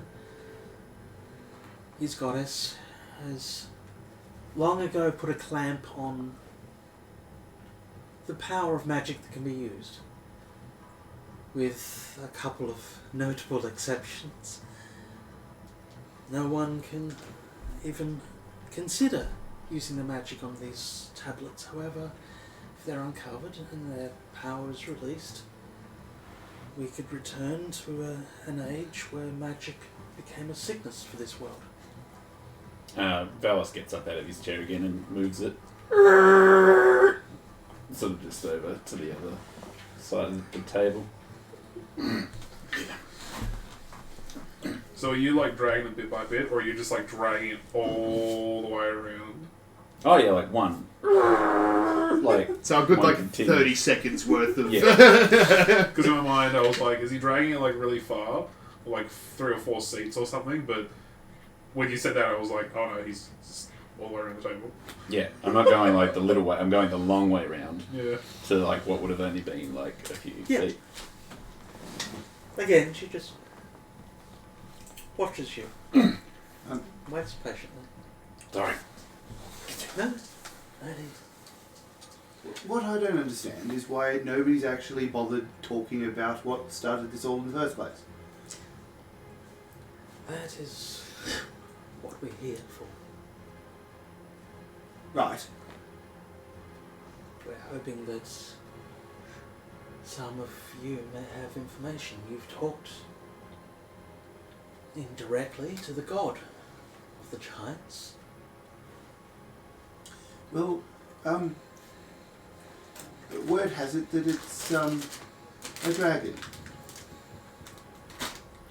Has replaced. Is it the son? No, the daughter. One of them. One of them in the giants. The head of the giants. Are you sure? Well, about as sure as all of us can be that there's a conch and the tree's going to burn, and I just gestures vaguely. From our understanding of it, this dragon is playing the others off against one another. Also, probably likely where the head of the giants has gone. With the similar noise of a chair dragging across the table. Valis was very offended. That's his trick. Like it wasn't across the floor, it was across the table. Yeah, you're right. Yeah, across the floor. One up. The high captain pushes the chair back and stands. It's well and good to talk about everything that we believe, which we think. We need to focus on what we know. We need to focus on what is here, what is present, and what can be dealt with. If you think there's a dragon within the chambers of the giants, we need to know who it is. We need to know how they got there, what their motivation is, and how we can get rid of them. Well, I believe our first thought on the matter was it was Kaluth. Makes sense. However, He's always meddling in the affairs of everyone else. However, as we stated beforehand, she is currently, or was, buried underneath a mountain, thanks to Harshnag. Imrith. Oh, sorry, that was Ilmrith, sorry. That's what I was talking about, Ilmrith. Ilmrith. Look, it's all well and good to say you want to do something about what we know. Do you know where the giants convene, where this place is? Do you know how to take down Cluth? We know, thanks to Molly and some of her compatriots, we understand we know where some of the giant lords dwell. We have an understanding of where the frost giants are to the north. We now know, courtesy of your information, where the fire giant stronghold is. We have rumours where the stone giants have set up base, and the rumours from there are disturbing to mankind, if nothing else. What are those rumours? He looks over at the elves. What more of not what you would know as a wood elf? Smiles and says, well, apologies to our human kindred, but I will dig back into the past slightly. There was once the story of a giant who had gained the powers to raise the dead and slowly built an army of the undead. A Lich King. Oh, the Dod King. Dodgog. Yes. Yeah, he's risen. Yes. Yeah, we're already on top of that. I'm afraid you're not. You understand that he's possibly risen. The latest information that we've seen from, well, what I've seen myself. Humans are being rounded up, brought to the stone giants' base, crevasse, cold, bleak rock shelter. My apologies, I draw from kindred. Dwarf humans are being taken there, not returning, and there is the darkness coming out of that place. Yes, he's obviously returned. My apologies to my kin. We thought that the phylactery had been destroyed. Clearly he had more than one. His return is a great trouble to those of the lands to the south of here. I know many of you focus on the problems of the north. We are facing an undead army that's being risen that we have not seen in these lands for many, many generations. And if we're seeing it come to light now, it's clearly something that has been planned for many years. A lich does not let their power known until they're ready for it to be known. I may know somebody that I can talk to about that matter. And she raises what I can only imagine for the Raven Queen. A holy symbol would be like maybe like a feather pendant or something. Whatever you wish to do. Yeah. Like an obsidian feather of some kind. She just produces the holy symbol and just, I may have to have a word to my goddess. Tucks it back away. The old druid face twitches slightly. It's a long story, I'm afraid. You walk a different path, but still at the same direction. It's not so much a different path, merely different guidance. Well, unfortunately as well for us, the getting around to deal with all of these different issues has been troublesome. We have heard snippets of things here and there in terms of what some of the giants have been up to, but we can't exactly be everywhere at once. If you don't mind my asking, roughly how many humans have been disappearing? there were 3 towns near to where we believe the leeches returned. They are all... Desolate? Yes. Old Bar was where we were first told people be gone, as my map says. And do we have a rough estimation of the population of those towns? I'm sad to say, we're probably looking in the thousands. So, These are 3 towns, from what I understand of your travels, similar in size to, not quite the size of Goldenfield, but similar. Each town probably housed every men, women, boys and girls close to 1,000. They're all gone. They're to the south. The trading routes have clearly started to go around them. Rumours are spreading. Waterdeep has started to raise an army. Oh, just feigning non-interest. And she's looking at you. If I'm not out of place, even your kin has seemed unsettled.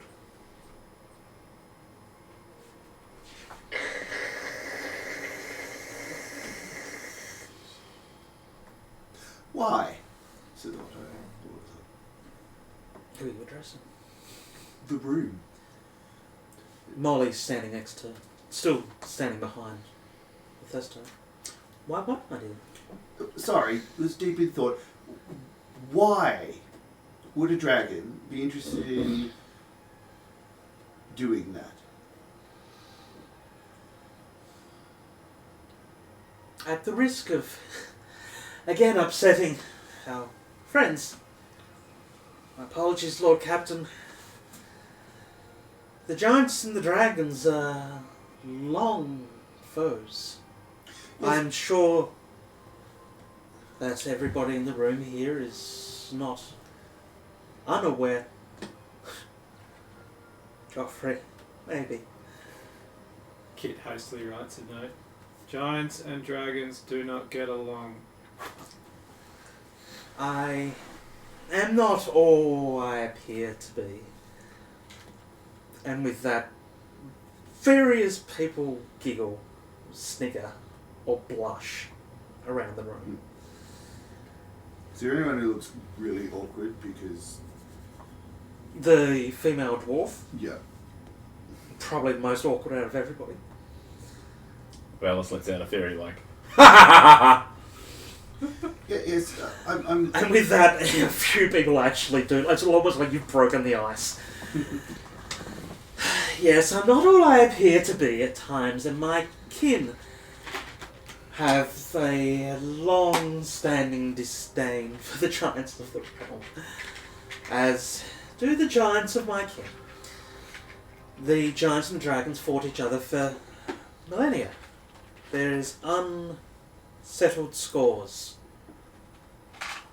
No one, to be honest, won. If you could imagine before, my apologies in a way to you all, except for maybe one or two exceptions, before your people even existed in this world, it was a world ruled by the giants and the dragons. The giants believed they were here to begin with and the world was formed for them.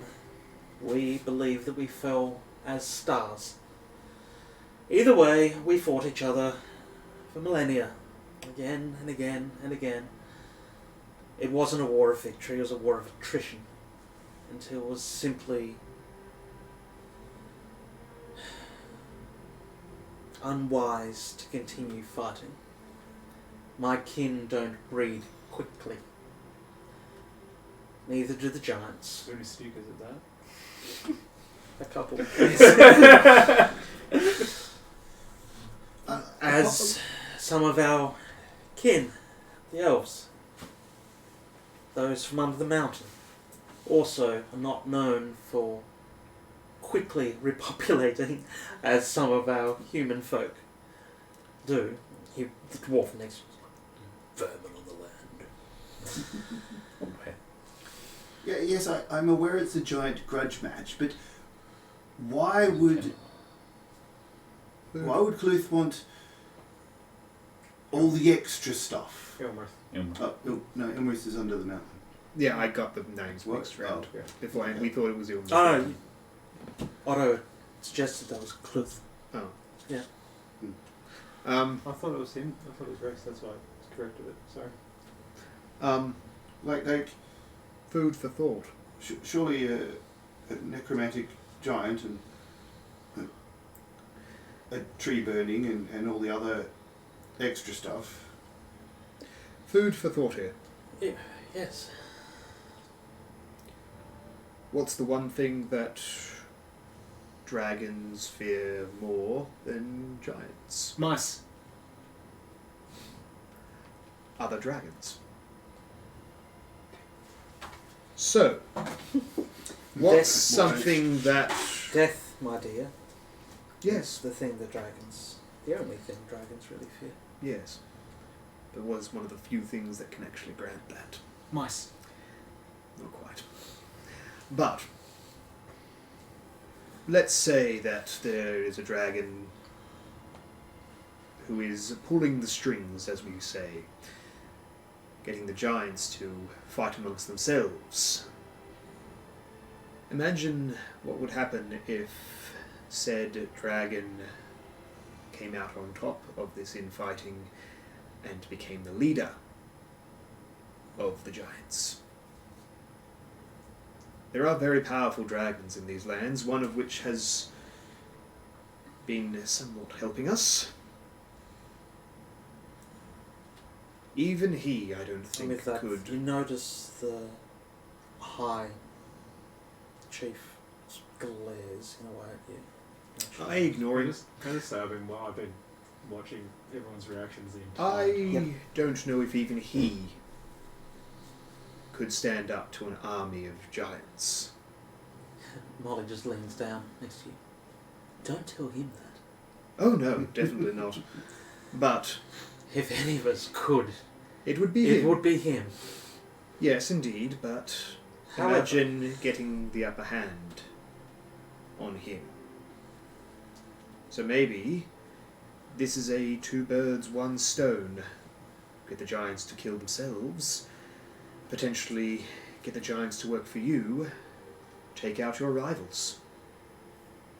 It still begs the question of which dragon would be pulling said strings to maintain this, or to obtain rather, this objective. There are a few senior members of my kin who I'm sure be the usual suspects. Ilmarith, you mentioned. She seems to... Weren't we outright told it was her that was doing Hmm. it? I thought we were, yeah. Yeah, I was when I first came She's the most obvious target. She's known as the Great Deceiver. She tends to wish to play games, to interfere, as she claw into all your minds at some point. Cluth, as you've mentioned. However, he's not left his lair for many centuries. He doesn't feel the need. No. A red of that size tends to prefer to just lounge on their bed of gold. With that, you see the dwarves. Salivate. Yeah, you can almost hear them vibrating with the sound. Like, oh. Esvele gets flashbacks to the time we were on the airship and the stars were getting blocked out and thinking, oh, that wasn't Kloof, what the fuck was that? Ilmarith, however, tends to... I hate to say it because it's clever. That's obvious. She works through others. As you would know, can manipulate minds. However, I feel there is a void where she used to be. I don't know whether the mountain has finally put an end to her. She puts a hand on one of the dwarf's shoulders. If so, I'm sure her lair may be something to investigate, but at a future date. Perhaps we should have some of our friends here whose expertise is excavating and finding what lies beneath head to the temple of the Old Father. Do you reckon the elves, The they're pretty Oracle good of at the digging Old Father. underground? And The can if very they old want. elf just looks at you. Like I'm doing, and I'm watching everyone's reactions while It's I'm doing been- this, while he's doing his bullshit as well. It's You been, saying that the dwarves... Arguably not on the ground. yeah, it's been quite a long time. I would assume that if she had survived, she would have managed to excavate herself by now. If not, then her body should be there. And it is true, and it is something we will investigate. And even if she is still alive, she will be in an incredibly weakened state. Or just very, very, very angry. It was a few days ago, so if she's alive, she's probably not there anymore. Yes. What I mean is, though, if she was trapped underneath there, odds are she would be in a weakened state by now, and perhaps it would be... you'd be able to put her down. But we do need to have someone go and investigate. As if we haven't. Ah, Please. so you already have. Please forgive the terseness of our friends. So, what did you find? Haven't arrived yet. They haven't arrived yet. Good at digging short legs. Finally, a little bit of useful information will be coming our way then. Where's Captain Horick sitting? He's now standing at the end of the table. He's almost followed Kit's lead, and he's standing, his arms on the back of his chair. I thought the chair was too tall for that. He's probably one of the taller humans. I'm just looking at the size of that. Probably one of the taller humans you've seen. Oh, like me. You can almost tell, yeah. Yeah, It's like, right. yeah. Unit. More, you can tell he's the sort of person that's used to standing or riding, not much sitting. There, he's standing behind. Yep. Yes, our dwarf friends have headed there already. Now, you're right. Maybe some information needs to start coming your way. Thank you. We have sent agents north to where the Iron Slag, or north-east, to where the Iron Slag. We have... Is this Molly talking? We have 2 agents in place that haven't returned as yet. They're due to arrive this evening. We hope that they'll provide us with the maps I've mentioned earlier. Maps of both the stronghold and the Yakfolk village that sits atop it.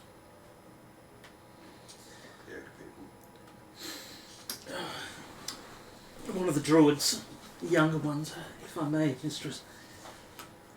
The Yakfolk we've followed through some of their travels to the north. I believe you may have come across some of their Val gets up and Boxes. moves his chair behind Captain She Horick. keeps talking. She stops. And then she starts talking again. It's almost as if you don't make sound while she speaks. Damn it. I believe you've come across some of her, their remains Yes. along the way. Yes. They are an anomaly to us. Their folk used to be as one with the wilds. They now seem to be slavers. There is a township that sits above the Iron Slag. From what we understand from our scouts and our rangers, there's approximately, on any time, about 200 to 300 of the Yakfolk encamped above the Iron Slag. Along with them, at various times, anywhere between 300 and 400 humans, halflings, elves, enslaved. Our rangers have seen them taken what appears to be one of only 2 entrances into the Iron Slag, a shaft that leads down into the mountain itself. There's a mechanical pulley system, a lift takes them down. Every few days, another group are taken over and led down into the mountain, no one actually comes back out. The best of our knowledge is that there is a deal struck between the Yak folk and the fire giants. They provide them with slaves for the mines. What are they mining? We are uncertain of this, our friends, once the dwarves. Come now, still pointing at the dwarves, we need to share information. A female dwarf, very well. From what we understand, they're mining what you call Titan, gathering together pieces of the Bolygod. It's a machine that was used to destroy dragons. And you're right. They've found various pieces of this Titan scattered across the north. Molly's folk clearly didn't like it. Destroyed it, scattered it. Word is there's some under the tree. Maybe why they would head there. Although, I believe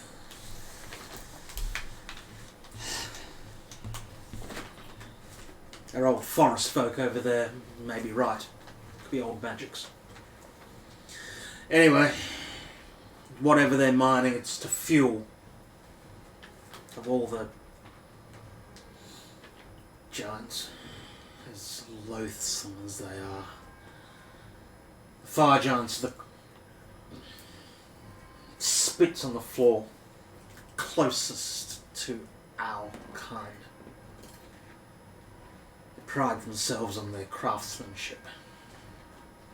And their making of tools and weaponry is nearly as fine as ours. Believe if they're mining, it's either mithril, adamantium, whatever they can to prepare. It's clear the fire giant's preparing for war. Valves gets up and moves his chair. Do you have something to say? Oh, I'm going behind the dwarf. Oh, no, just getting a lay of the land. Like, sort of trying to nestle in a little bit between the female dwarf and... As one not unaccustomed to death, you feel the need to act in a nervous manner whenever war is discussed. I hope this doesn't affect your prowess on the battlefield when it's needed. Of dainty constitution. Clearly. Be gentle. Now, from what I understand, the giants are mining, fueling with fire. The iron slag, for where you say it is, from our knowledge, is an old volcano. So whatever they're using is clearly needs to be fueled by heat and a lot of it. I believe if you're heading there, you're in for a warm welcome. Esvele just You notice, as you do that, the old elf. The Some only might other say it person. might lead to a heated exchange. Joffrey. Yeah. Every eye in the room just turns. Well, as long as they don't all blow their tops. Sorry. Might be a good way to let off steam. Now, oh, cool it. Couldn't we just bring the whole thing down on them? Well, I'd say we've done it Otto's before. not very good with mines and stuff, but he does remember. clearly the you're mountain falling on him. apt at collapsing mountains. Technically it wasn't us, it was Harshnag, but we've seen it done. And I well, believe that one was somewhat trapped to that is do true. that. Well, Harshnag did activate it by breaking the ceiling. Yes. As loath as I am to say it, if that any of the giants are as apt of building underground as my folk are, it'll be them. They won't make something so fragile, I'm sure. What is your plan? Until I can Molly. see... Maybe we should allow these people to soak in some information and ask us some questions first before demanding their plans. We have asked of them and given them some history. Well, Our lords of Everlard, well, our elders now, my apologies. Seems slightly bristled the words lords. You would remember as a lawbard that Everlard recently left the Lord's Alliance. They, I'm sure, have many questions as well, but our fine friends here who are leading the charge. well, first of all, what are you willing to put forward to aid in a potential siege on the Iron Slag?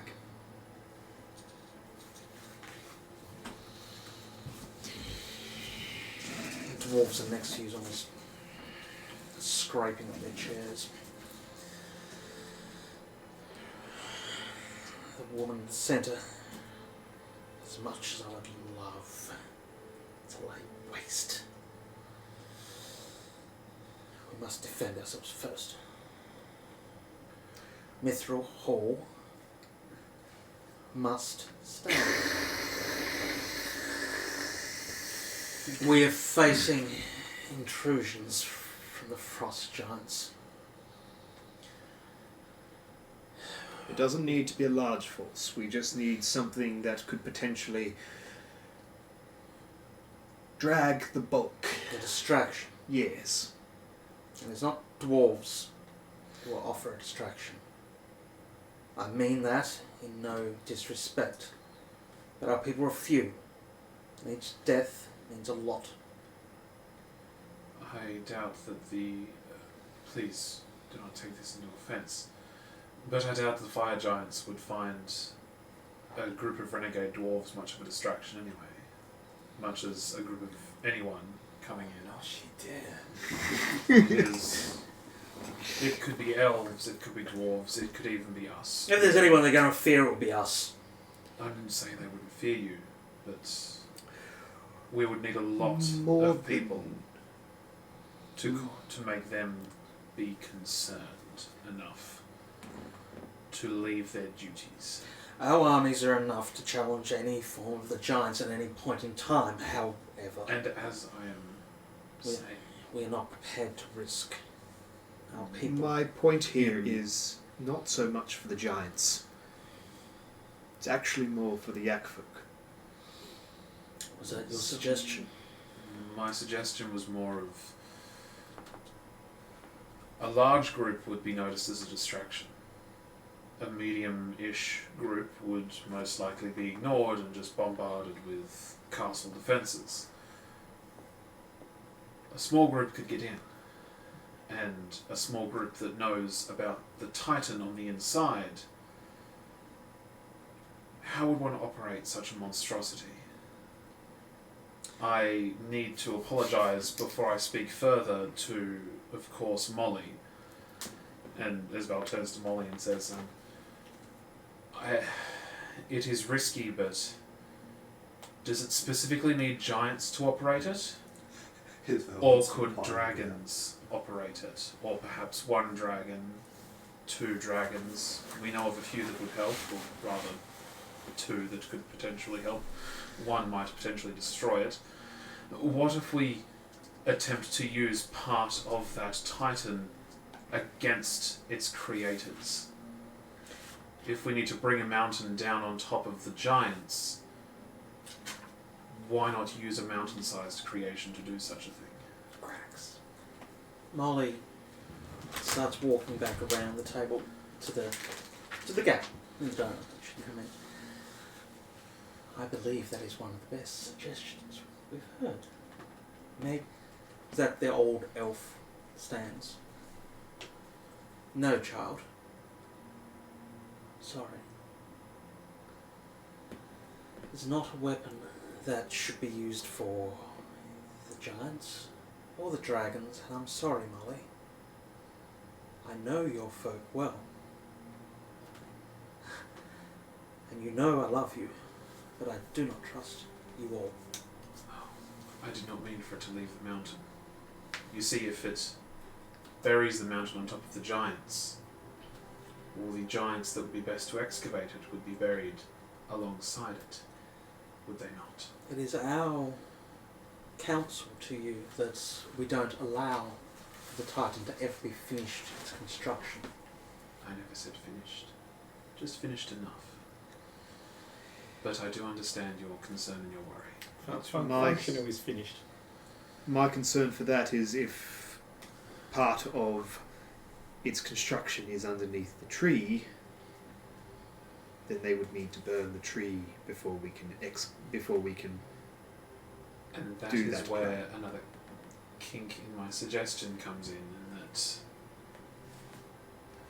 to get it to a state where it could bring a mountain down, we don't know what parts they would need. You see, I have ways to get reasonably sized groups of people from one location to another very quickly, and not the same that was the cause of this as she brushes her now jet black hair. You particularly notice probably about 5 people in the room, all with very big smiles at the suggestion. You can tell magic users basically by the smiles. If we could get a team of people in, a small enough group that wouldn't cause an alarm and be able to slip underneath the giants as mice would in a home, perhaps use a part of the Titan itself to cause maybe destruction to some of their equipment, excavational equipment that they might have, any large machinery that they might be using to hold the place up. And when we know that the place is about to come down and wipe out as much as possible, I can get everybody out. Wouldn't it be easier just to make the volcano erupt? I did think of that, but how would we make the volcano erupt? I don't know. How do we put a Titan together? Well, we're not putting the Titan together, we're just using what there is there. Hopefully it's, well, not hopefully, we're not banking on the fact that it's going to be operational when we get in there. It's too dangerous. My issue at the moment is... Otto Sorry. interrupts. And there's an awful lot of very quiet power sitting around this table, looking at all the wizards and the heavy-duty spellcasters that have all just giggled or smiled at things or nodded to each other knowingly this entire time. None of them have uttered a word. Yeah, elves. Well, yeah, but no, yeah, you're right. the majority of them have just sort of been shush, especially the humans. And we're flying a decrepit airship in there. Surely there's a better solution. And if anyone's going to blow up a volcano, it's probably one of you. The old elf. She looks over at you. You're wise, young halfling. Well, it's just all the people that don't talk. With that, you actually stop. Your mouth keeps moving, but there's a reason the harpers always hear more than they say. But you are right. Maybe we should start imparting a little bit more knowledge there. No. From what we understand, we have tried to scry into the iron slag. It's watered, and we cannot penetrate its magics. Suggests to us that if we cannot scry within it, that we also cannot teleport in or out. If the cause of this block can be found, maybe yes, you are right, and we can teleport out. But at this stage we do not know what that is. Shield reactor. We, Molly, since if I may, a short recess. I've had words from our agents.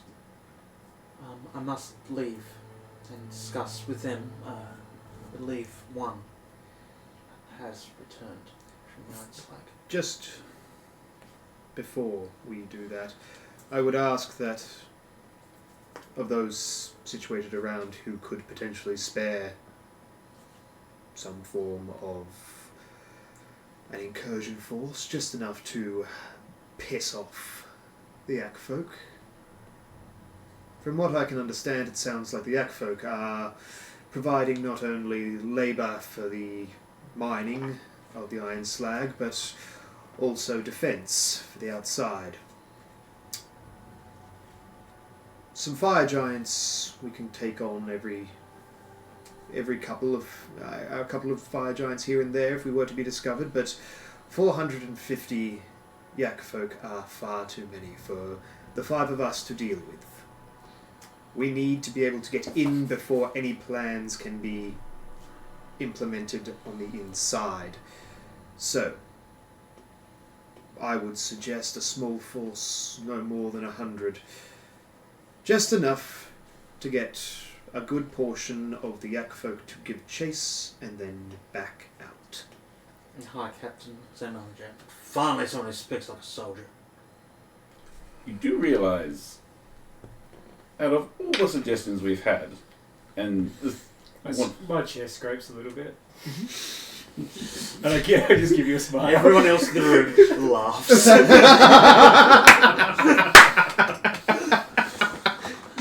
Thank you, kid. Fellas. that's my trick. Don't do that again. How dare you? That's so rude to do. That's so rude to do when someone's speaking.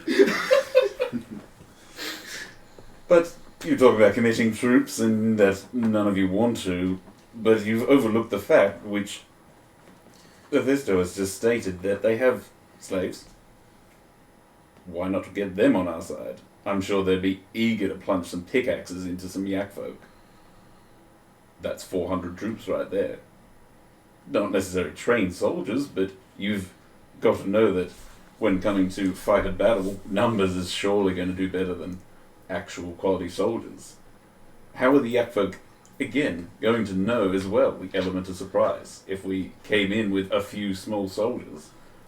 The dwarf sitting directly next to you. I'm also next to the dwarves too. You're on the other side of that Like dwarf. directly next to you. Yeah, he's directly next to me and you. The one next to you It's in between us. sort of bang on the table. Finally, we're talking and it's something with some direction. How about we actually make some plans to attack? Well, Sounds good Molly, to me. Let's get some. please. A break.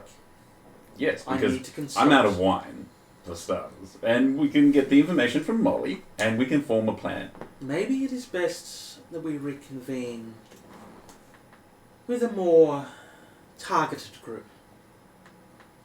My apologies to some of you. I've wished for you all to be here for transparency of what people know and the directions where we're heading. My elders, the Council of Everlard, of course you have been welcomed here as part of hosting this meeting. However, I believe the High Captain is probably best suited to maybe carry on these discussions. Unless anyone else of your party would like to be here as part of this. Does Joffrey have any ideas? Eyes like dish plates. Me? Well, yes. Everyone's all so far up themselves, looking around at everyone, settling on Valis right at the end and grinning. I thought maybe a more simple view might be helpful. I just got nominated last week. I'm only here to speak for the people. Well, what would you do, Joffrey? Maybe, Molly again, maybe we do ask Joffrey. You're right. A simple train of thought. No disrespect. Now, please, this I do require just a small amount of time. And Valis, his cup runneth out. Ding, ding, ding, ding. That, please. And she again, incantation, and your ears pop. No more talk until we return. Very well? Indeed. Otto tugs gently at his sleeve. Yes. I'm beginning to see why it is that you don't breathe very quickly. It's safer. Yes. And with that, we might call a short recess also. Yay! No Okay. more talk. Back in a minute.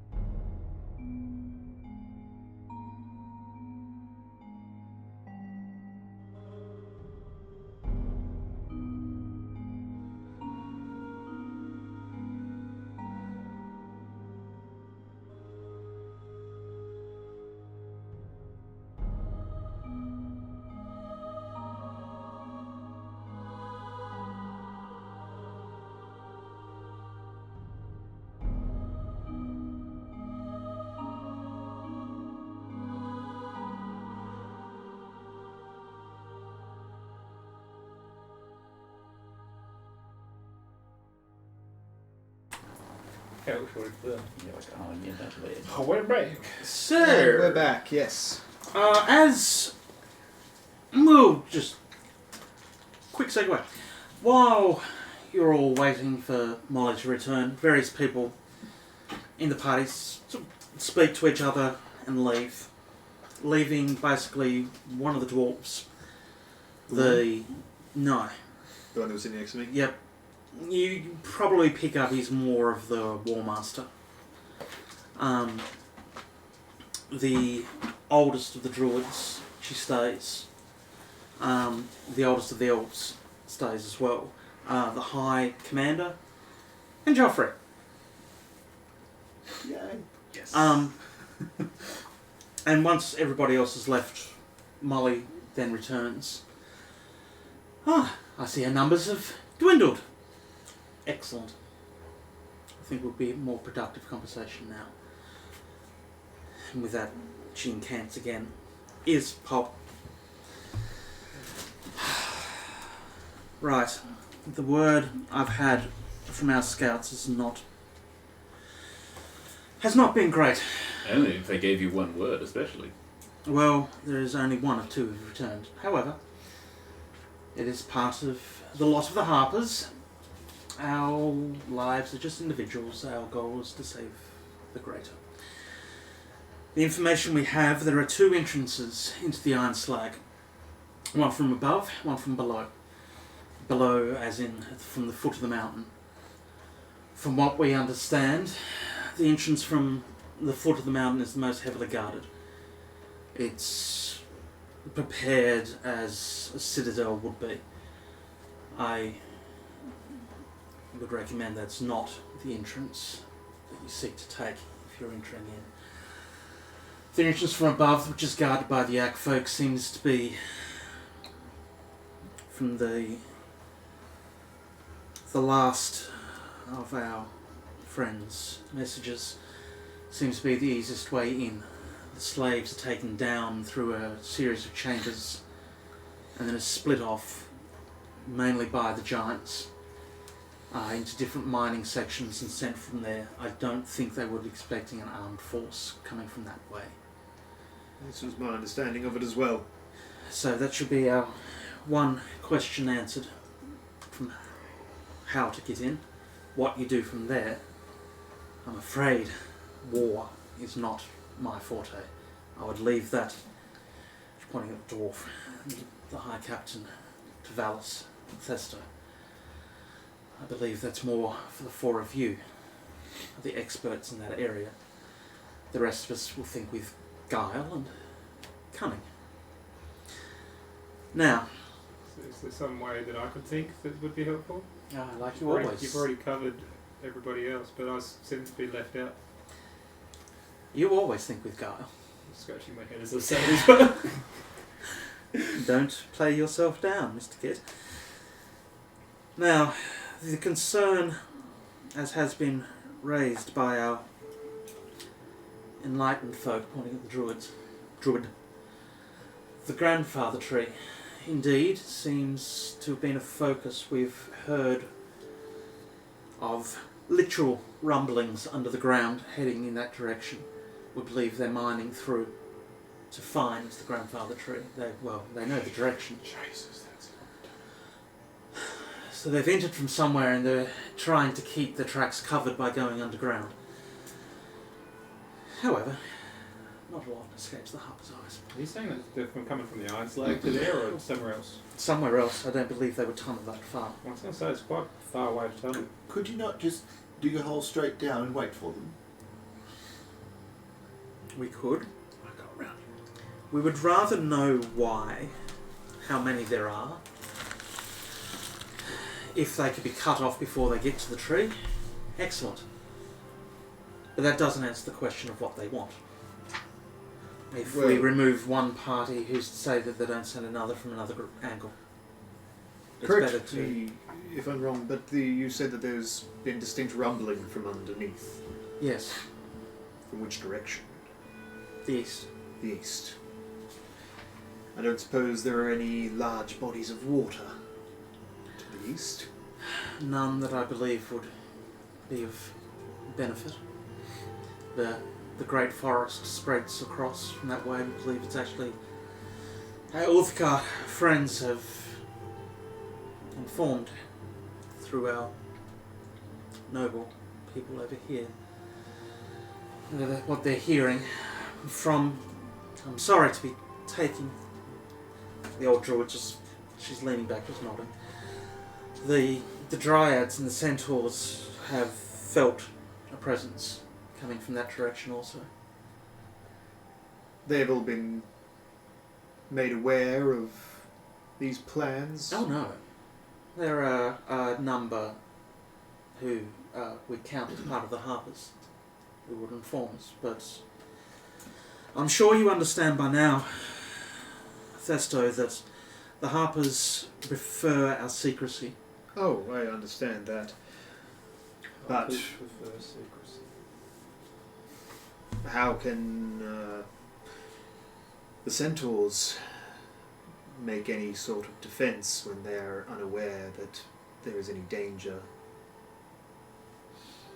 The members of the Harpers who are of that race, that's why they've come to us. That's why we know this. They know they're not prepared to fight anything like that.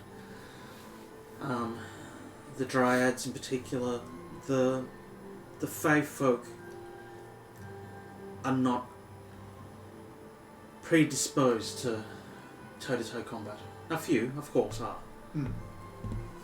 Many are not, and would prefer to live in peace and advise others, nodding to the dwarf, the more warlike, for assistance.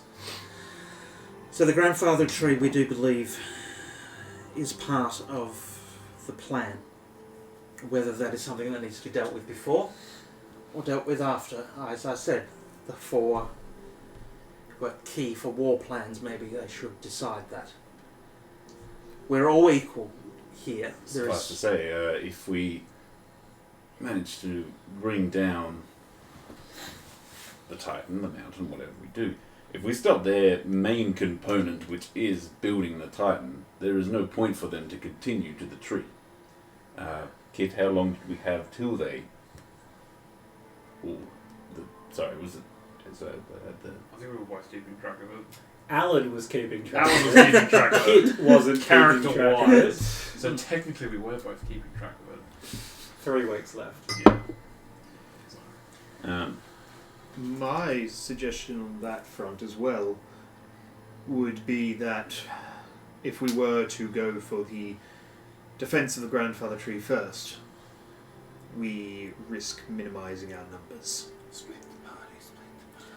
It also We will alerts... need as many If the people. old druid starts talking, not over you, you sort of all just, again, stop. Not stop making noise, you just close your mouths.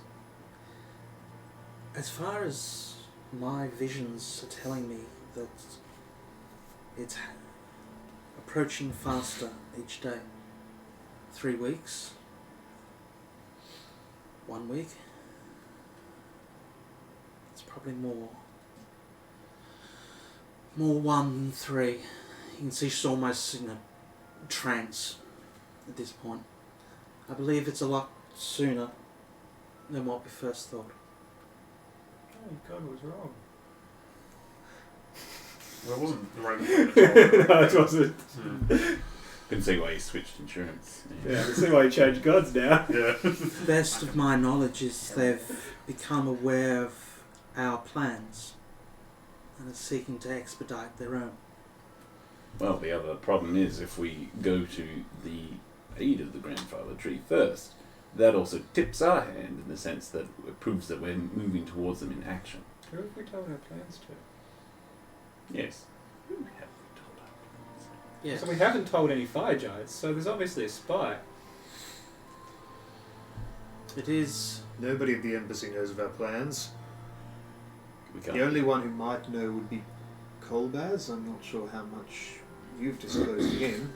I think Kolbaz is probably trustworthy. I would assume the same, but he's the only person who I could think of who we would have disclosed any information to. The elf. Mirabar. The dwarves of Mirabar, no? Ah. The older elf, in sing-song he speaks, we've thought for some time there are spies within our spies. One of your members of your group, we believe, was one of those. The air around Esvele just chills a little and just... Yes. We understand you were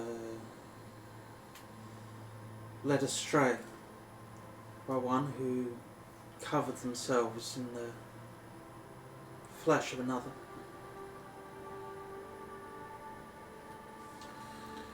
It is not your fault. However, she may have just been one. It is none of you. We've all done our research a little better this time. So, someone who's not within this room.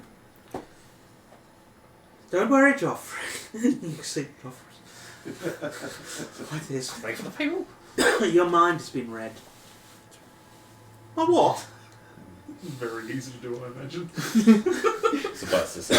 A lot of proprietary knowledge in there. As his promoter, I must insist that you don't read his mind without my written Sign consent. these official documents. I already knew that. Then you know you've breached contract law. Yes, we can sort out the lawsuit later.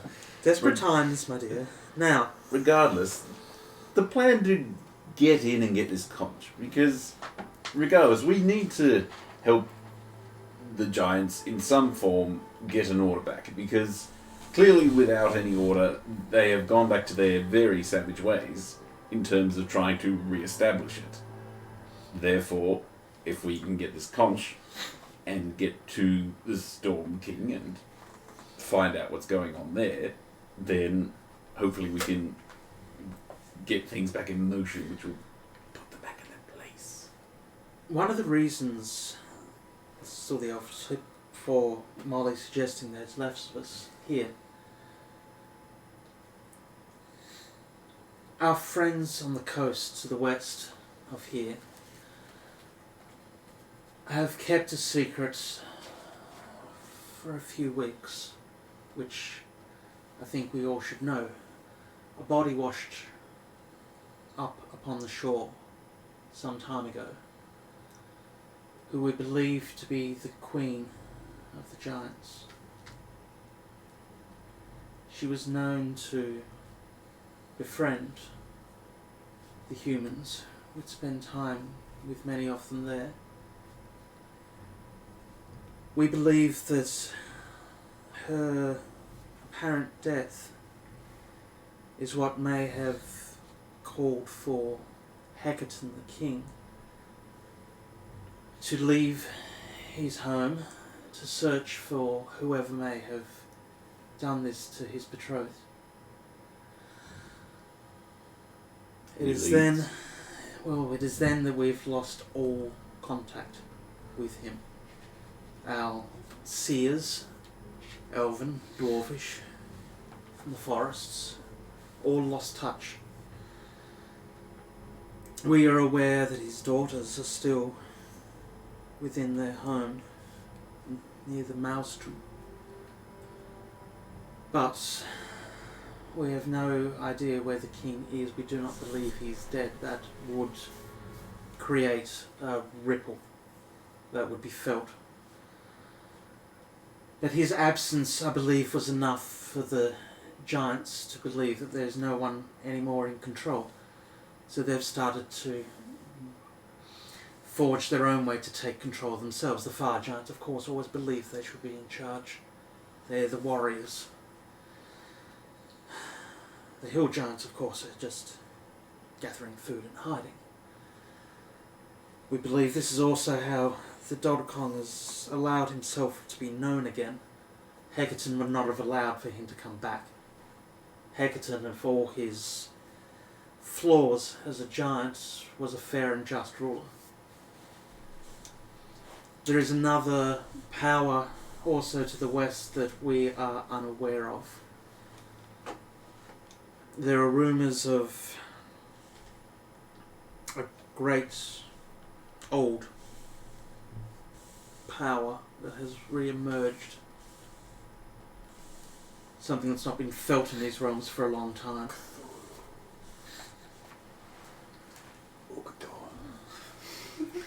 However, that Critical Role reference. is Average gold.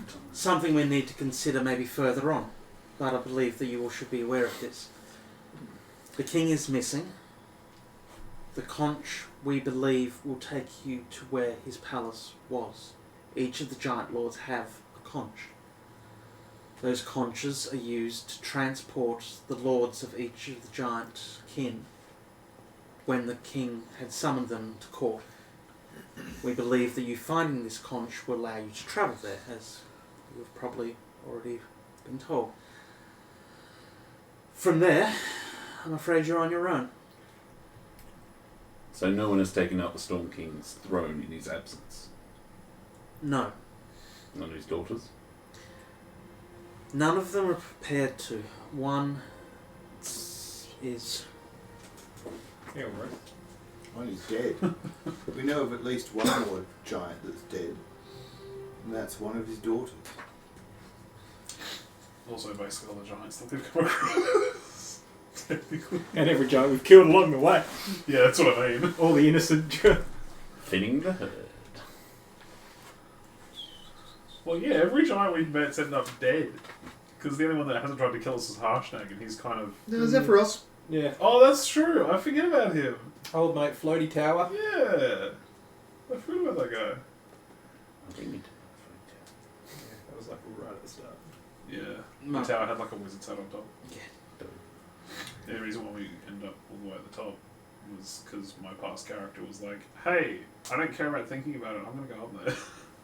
Eric was more trouble than he's worth.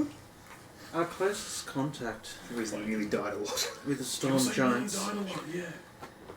Cerissa, the youngest daughter of King Hecaton.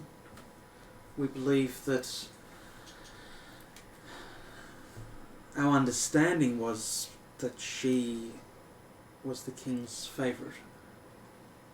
Her older siblings, however, they vie for the throne themselves. What's happening inside the citadel, in the court of the Storm King, is outside of our knowledge. As here, as in many places, it's guarded from our magics. So Rissa the youngest has taken over the throne. No one has taken the throne. We believe that she was the king's favourite, though. May I please ask how the queen died? Has it been discovered how she was killed? Autopsy on giant takes a while. As If there was best, like any obvious like claw marks or sword. Dwarves biting in is probably the best way to do it. Probably. We have the best giant. He's the best giant. What are they? Morgotmatician? sorry, I should have actually had this bookmarked. I remember it's actually one of the ones I don't have bookmarked. I'm just going to try and find it. Suffice to say, I have somewhat of a theory, is that Ilmrith has obviously wormed her way into the court. Uh-huh. Worm. Yeah, W-Y-R. Yeah. Again, the Great Deceiver could have easily wormed her way into the court. Proof of the Queen's death. Again, a catalyst for the King leaving. What better way to get the King's attention diverted? Imagine the whispers she could put in the children's ears. She is also the most likely to survive that environment, being a massive storm. Suffice to say, that's one possibility. There it is. My apologies. The Queen, you asked. Her Queen Neri. Corpse was found on a small island to the west, where she spent a lot of time with the humans there. Unfortunately, our knowledge suggests that she was killed by the humans. By the humans. All the wounds that appeared on her body seem to have been inflicted by what the giants call the small folk. Us. Why would the humans have killed her? That remains a mystery, and it's not something I can believe. Molly. However, if that proves to be true, I dare say that's why the king would have left his court. The rage he would have felt would be considerable. Thunderous. We know that Ilmarith is capable of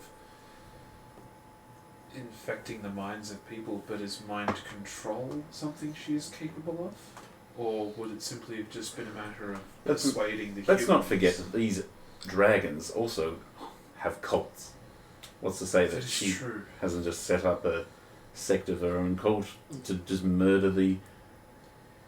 Fine Valis is getting a bit, when he mentions the Queen, very irate. Not all of us have cults, dearie. Sorry, just certain ones. Not yet, but I've got plans. I tend to have more admirers. How significant is it that the Eye of the Allfather could not locate the King of the Giants?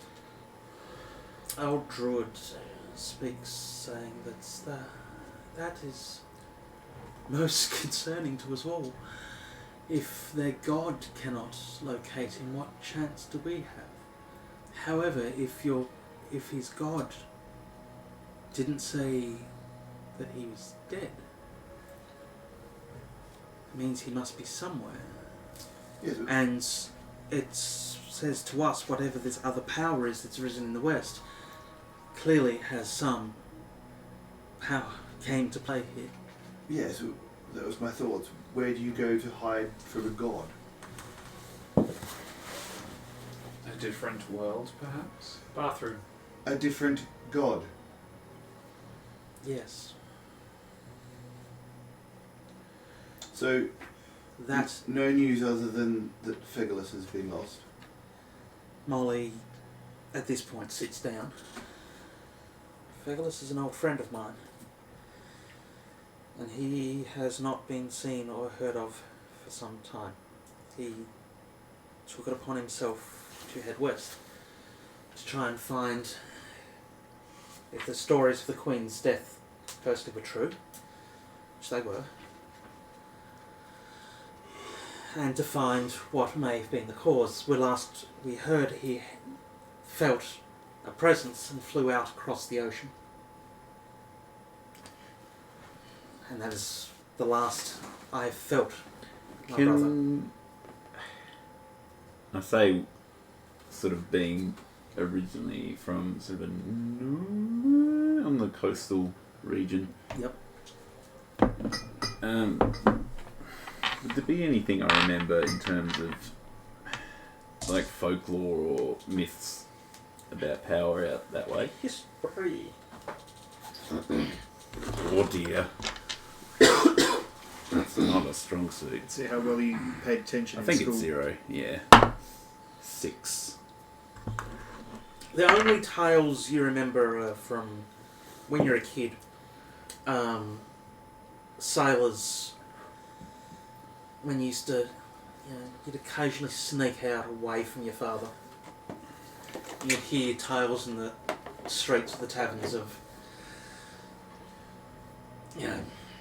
old stories of monsters in the deep that would take ships never to be seen of again. That's really the only thing. Nothing. But I mean, it's a story Yeah. that you hear across any seafaring story. Yeah. Land will tell you a similar story. Well, So, my dears, this is where we're at. We know the king is missing. We know he's not dead. We know there is another power.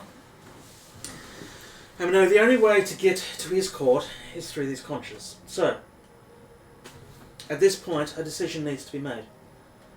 We have the trouble with the grandfather tree, which presents its own issue. if that were to fall, and the magics underneath it were released, I mean, for me, the Titan, of course, is a considerable problem. The magics that are there present more of a threat, I believe, than any Titan. Well, you said that, well, sorry, it was mentioned before that parts of the Titan could possibly be beneath the grandfather tree. Is that a possibility, or is it a confirmation? Or is it simply more of a most likely because that's the nature of the Titan parts? They would be somewhere where you would bury that kind of thing. Molly looks over at the druid, and she just leans back and closes her eyes. And by this point, the dwarves, everyone's just staring at her. And she speaks not with that same voice, almost like it's a cold, snappy power there, more than just the plate, something darker. I believe maybe there are some elements of the Titan there, but there are other magics. The old tree stood for centuries guarding. Whether she gathered up what she wanted to guard beforehand, it's before my time. Well, If she could still speak, I'm sure she does. they would need all the parts of the Titan to finish it, would they not? It's our belief. If we halt their advances on the tree, preventing them from getting the final pieces if they need any more, then we'll find out, I suppose, but that would at least delay the plans to finish the Titan, giving us more time to deal with that situation. I do not wish to make a problem that we haven't been discussing that much a priority over the other issue, and it being dealing with the world tree before the fire giants, but would it not be wise to give ourselves as much time as we need to deal with the fire giant mountain iron slag? We can't. We do not have the forces to withstand a prolonged siege on the world tree. If, as they say, these are the last parts that we need, that they potentially need, they will throw everything they have That is at another concern acquiring that it. I had. We will not be giving ourselves more time, we would just be delaying the inevitable. From my understanding of it, we can't be everywhere at once. What we can do, and I would ask the Harpers here, as I'm assuming in your networks, you would have some sappers. Some people who would be more than adequate to locate the underground tunnel and cause some issues for the giants digging. At this stage, the dwarf stands up, walks over to the table where the wine is, and pours. Well, yes, it's something we can do, but In which case we can delay. with respect, Molly, Aliad speaks to the druid. Our focus is on war. It's nice to think of protecting and magics and trees. The drums are calling, and Athesto, in a way you're right. I would see them answered. Stopping one group coming through is fair. I believe what we need to do is attack and take out the stronghold of the giants as soon as we possibly can. However, as any general will tell you, you don't go into battle with enemy behind your back. Perhaps we deal with this problem, or at least curtail it, before heading into the stronghold. Whether that gives our hand, The other issue is that if we do end up being bogged down in a prolonged battle, a prolonged siege, we are also allowing the other giant clans to fulfill their plans. You have to remember that we are not fighting on one front. Time is not on our side. We're fighting on 5. Yes. Well, all this talk of destroying the Iron Slag, well, as mentioned by Esvele, there is always the Titan option. That does sound rather fun, but again, Kit had a good point about blowing up the mountain. What's to say that we can't use the forge against itself? You know, heat it up somewhat. I'm sure you've got people as well that are good at putting together that explosive powder.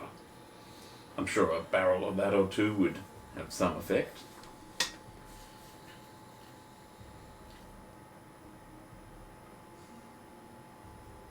At this point, the dwarf,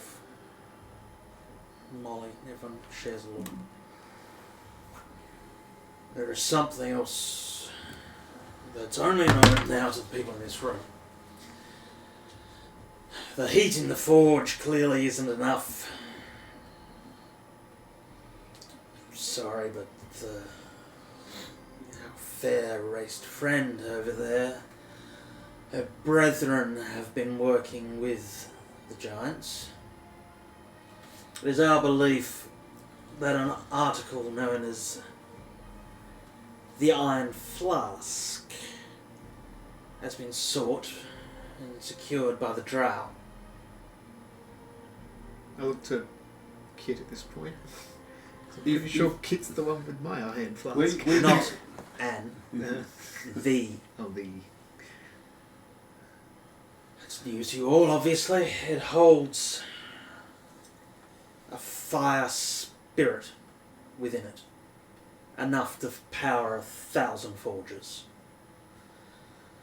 We believe that they need the extra heat to finish. So, on top of getting into the Iron Slag, finding the conch, it's imperative that this is also found. It's a old power that I'm loath to say was stolen from us. This fire spirit, it's powerful. Very. Is it pissed? It's been locked in its flask for thousands of years. Yes. So yes. Well, that sounds like a fantastic way to wipe out some giants.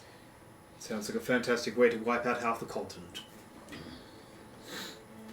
That spirit has vengeance written all over it.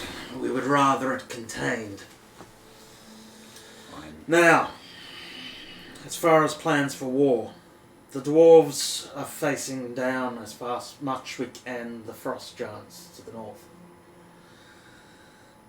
The elves, to the best of our knowledge, are guarding the forests and keeping an eye on the stone giants.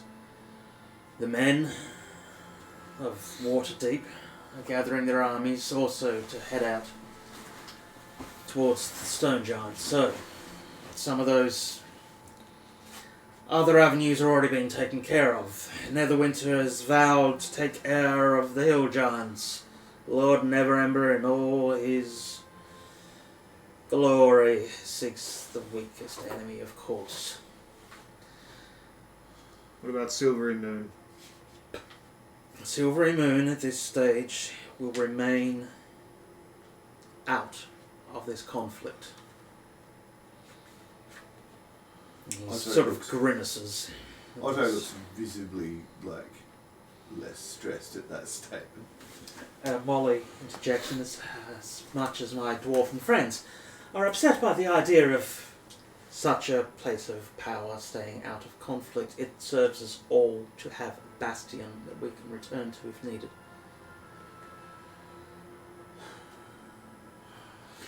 I think That place is warded, protected, and for the most part hidden, and we wish to keep it that way. There is a reason why Susan has been asked to be left there. There is another reason why I bring up Silvery Moon. Suggest we get the conch. We get to the Storm King's citadel and his throne room. And one of the daughters is in fact Ilrith or some other dragon. We need some way of turning them back. Some way of exposing them for what they are.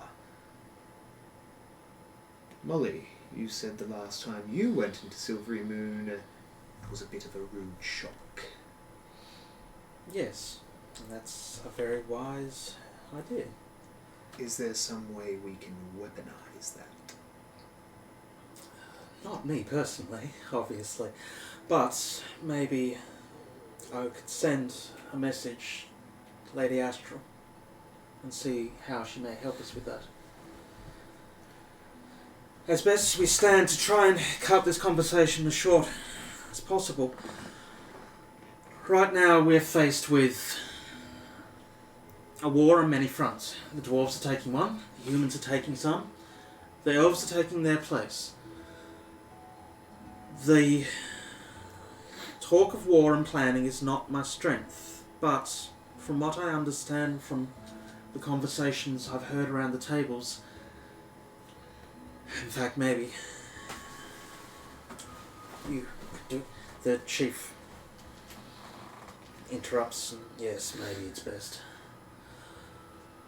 A small party, we believe, could infiltrate the Iron Slag.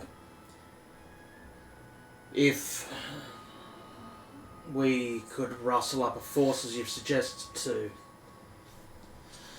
create a distraction. Just enough to drag some of the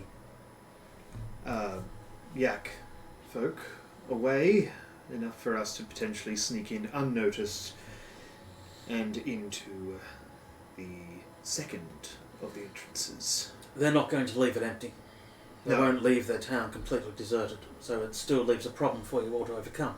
No, but we can obviously release some of the potential slaves along the way. Create chaos. What do they eat? Who? The yak people.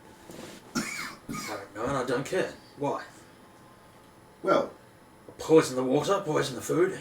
yes, you can't really fight too well if you're not feeling the greatest. I might be able to do that. To do that, we need to get in and get in close. As for Molly's understanding, from her saying, the two trained spies, infiltrators, were sent there, only one returns. So there must be at least some knowledge of guarding that these strange creatures have. Either way, that's one issue. I agree. The yak folk are one problem. Getting into the citadel is another. Well, The knowledge that we have been told, sorry to keep talking over you, Lord Valus, within the Iron Slag itself is the Duke, is his family. As best we know, he doesn't go far without at least two of his pyromancers. The giants aren't known for magic. Certainly not the fire giants, but it seems that the pyromancers have taken on a higher station. So, we have a magic there to contend with.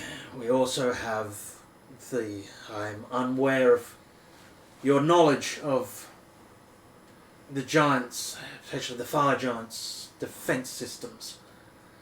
They're known as warriors. They're known as specialist warriors. Magic does not come easily to them, so there is few pyromancers. However, what we understand as fighters, as barbarians, as champions, they have in numbers. A duke such as this would have a considerable army at his disposal, and you need to be aware that you're heading into his base. Unfortunately, I can't help you any further there. An all-out assault seems ridiculous. So, Phallus, Athesto, Kit, Otto, Esvele, at what we can offer at this point is maybe troops. We can offer arms as best we can. Do the arms come attached to the troops? Usually before the battle, as you know, not often afterwards. We can offer what assistance we can. What we need to know is what your plans are. Because you can get in, how do you get out? How do we know if you don't make it out? We shouldn't need to get out if we get the conch. That will be our out. And this is the problem that we've been waiting for you all to address. If you get in and you disappear, we won't know. We won't know that you've gone. We won't know if you've succeeded. Now, if we blow the conch loudly enough, you should hear it. Oh. Werewolfsland. Then I can only assume that... Well, sorry, assume is the wrong word. I can only suggest that it's hard to say on how much time should be given, but if we do not reappear and the mountain itself remains intact, nothing appears to be out of the ordinary, then there's a possibility that we might not have succeeded from a standpoint for the troops outside. Again, it is hard to say on how long that leeway should be given, but I am not one for tactically thinking. It is not my department. Unfortunately, if the inside of the mountain is watered as well, that means we can't get any magical communication out that we could signal with either. I think what I'm trying to say is, after a while, assume that we have failed, if nothing appears changed. Is there the equivalent of a magical flare? Fireball? It is also the closest approximation. Is there also a means of going it through the top of the mountain? You said it's a volcano. Well, Molly Like a natural volcano. What gets that? stands... The top of the mountain, we believe, is, as I said, where the Yak folks' city, town, village is. And where the only other entrance is to go in. How would one drop the warding? It's a powerful magic that needs to be taken down. Usually a ward such as that is on something. I'm sure Lady Astra wouldn't mind too much of a disclosure, but the wards in Silvery Moon are across the bridges, across the city itself. I need to take out one. You don't need to take out all of them. Depends how much redundancy there is in the overlap of the sigils. I can speak to, when I speak to Lady Astra, I may see what can be done to take the wards down. Well, if we can find what's producing the wards, then out of my repertoire of abilities, I might be able to strip the item of its magic. Dis- If we don't dispelling the magic break it. could work. It would be a... At third level or higher. It would be a hard... But if it's something that is fourth or higher, I have to make a check. At this stage, I believe you will be the best to judge that, once you see what the situation is and consider what the pyromancer's powers are. If in doubt, we've got plenty of people here that are good at breaking things. If dispelling the magic is not an option. Otto looks over at the door. So, perhaps the magical route isn't the best yet. Maybe a mechanical one? What do you suggest? Well, we're all thinking about casting things and then waving our hands about it. What about, I wasn't. well, Neither was I. All bar. I was thinking, what if we just had a bird you can give a message to, flies out? Yeah, or organic. Birds tend to be more fragile, but yes. I think a better plan to go. I mean, once it's clear, A homing ball?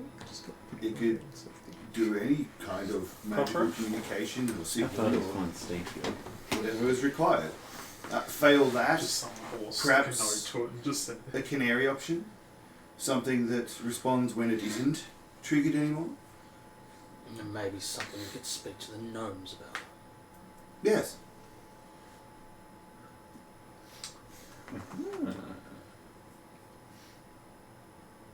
That is an option. I'll investigate that. I'll speak to my craftsman. that's all just also just give me a thought on another way we can get in. That it would be very impractical. So, what is your plan? Do you laugh, kid?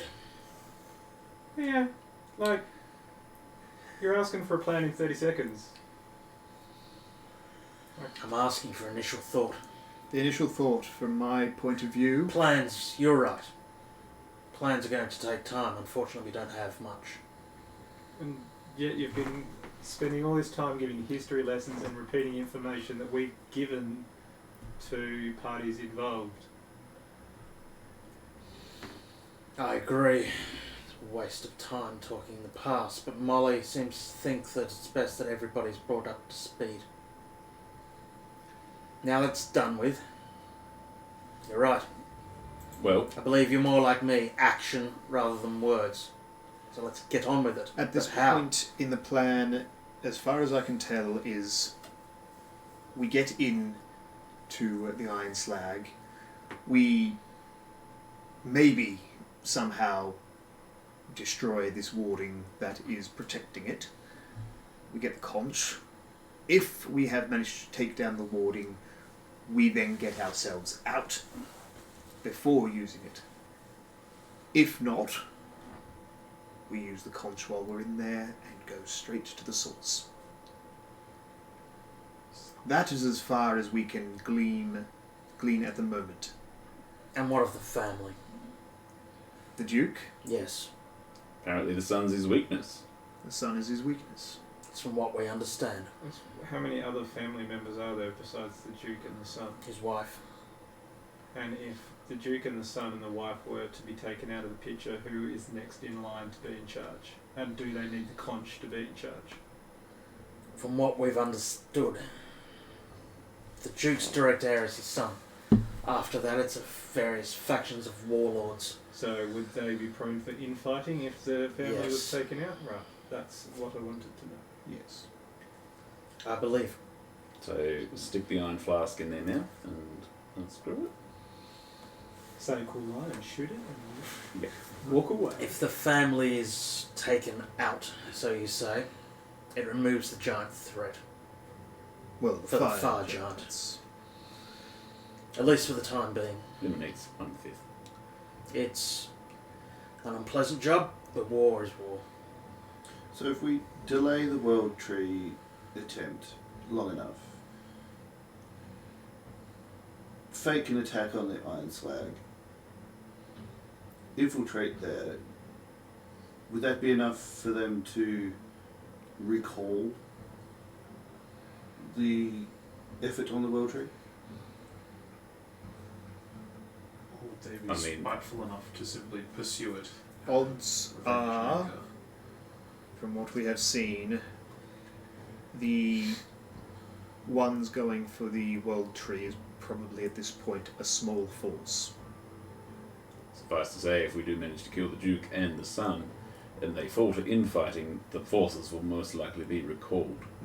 The last time but the last time we saw giants taking any of these items, it was only 2. I'm sorry. Can I just, for us for team us, Mm-hmm. is our priority the tree or the Iron Slag? Iron Slag. Iron Slag. Right.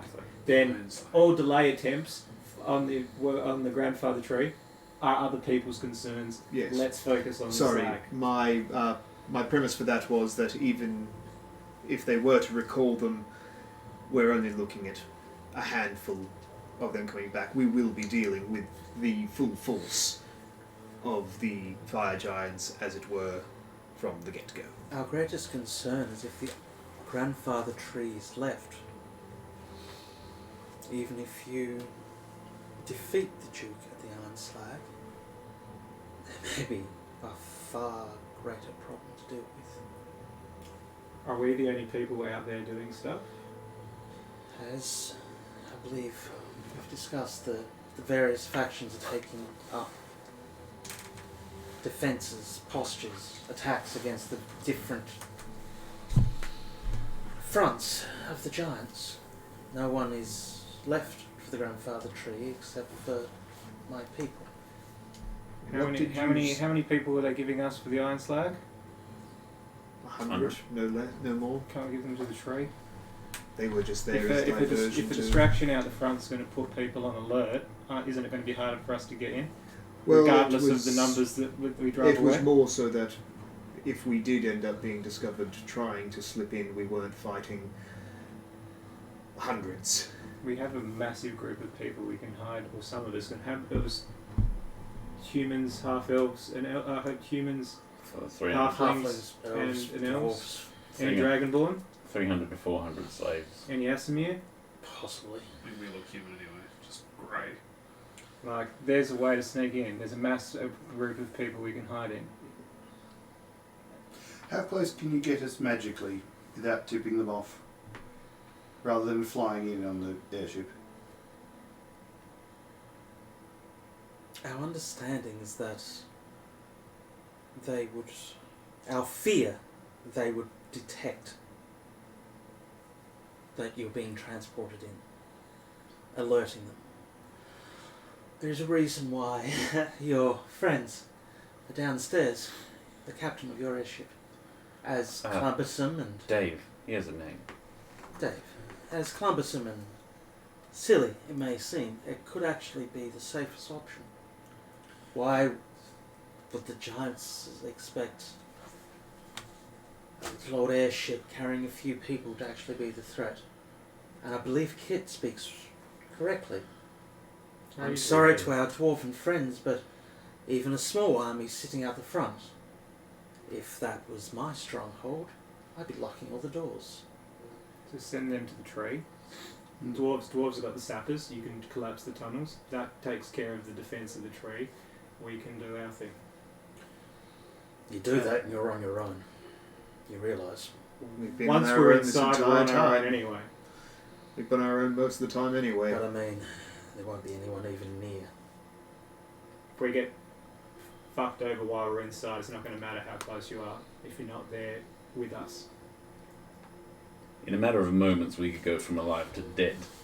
It won't, again, as Kit points out, if you were outside, that's not going to help At us this inside. point, I do concur with Kit on this one.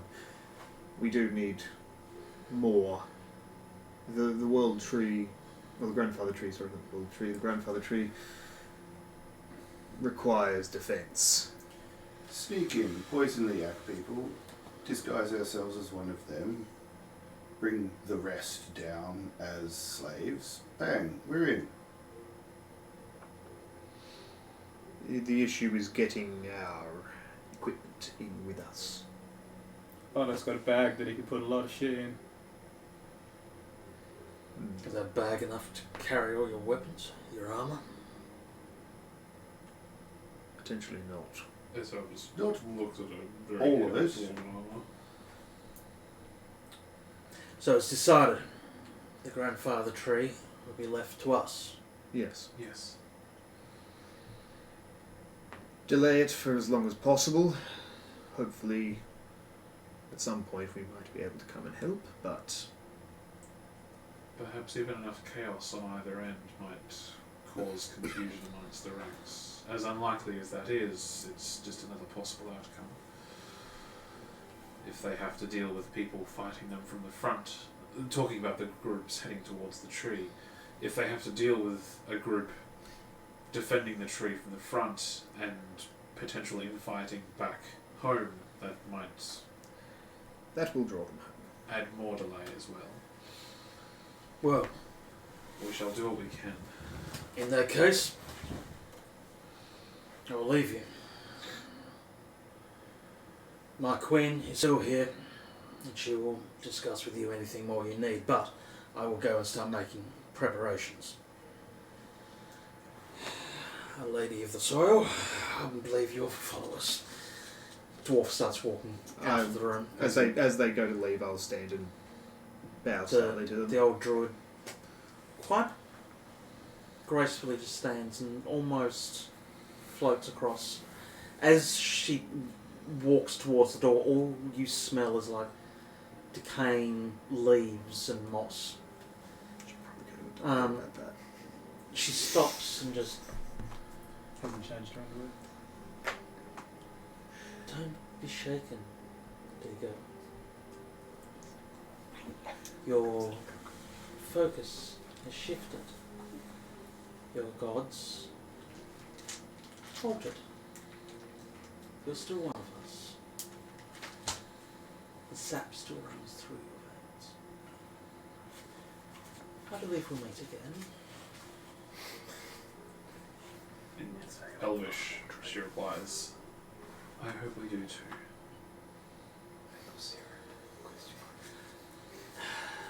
Let's stop a fire before it starts to burn, shall we? I wish you good luck. As to you and your people. Our people. Good night, Molly. She walks out of the room. Not love. The old elf. Well, I believe I shall go consult with Lady Astrum. And leave the war conversations to you all.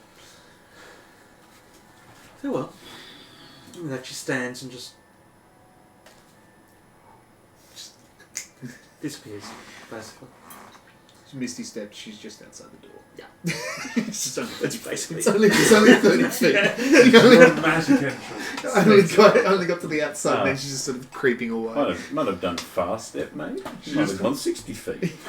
To the opposite side of the door, and the dwarf's just like, Jesus Christ. Do you have to do that?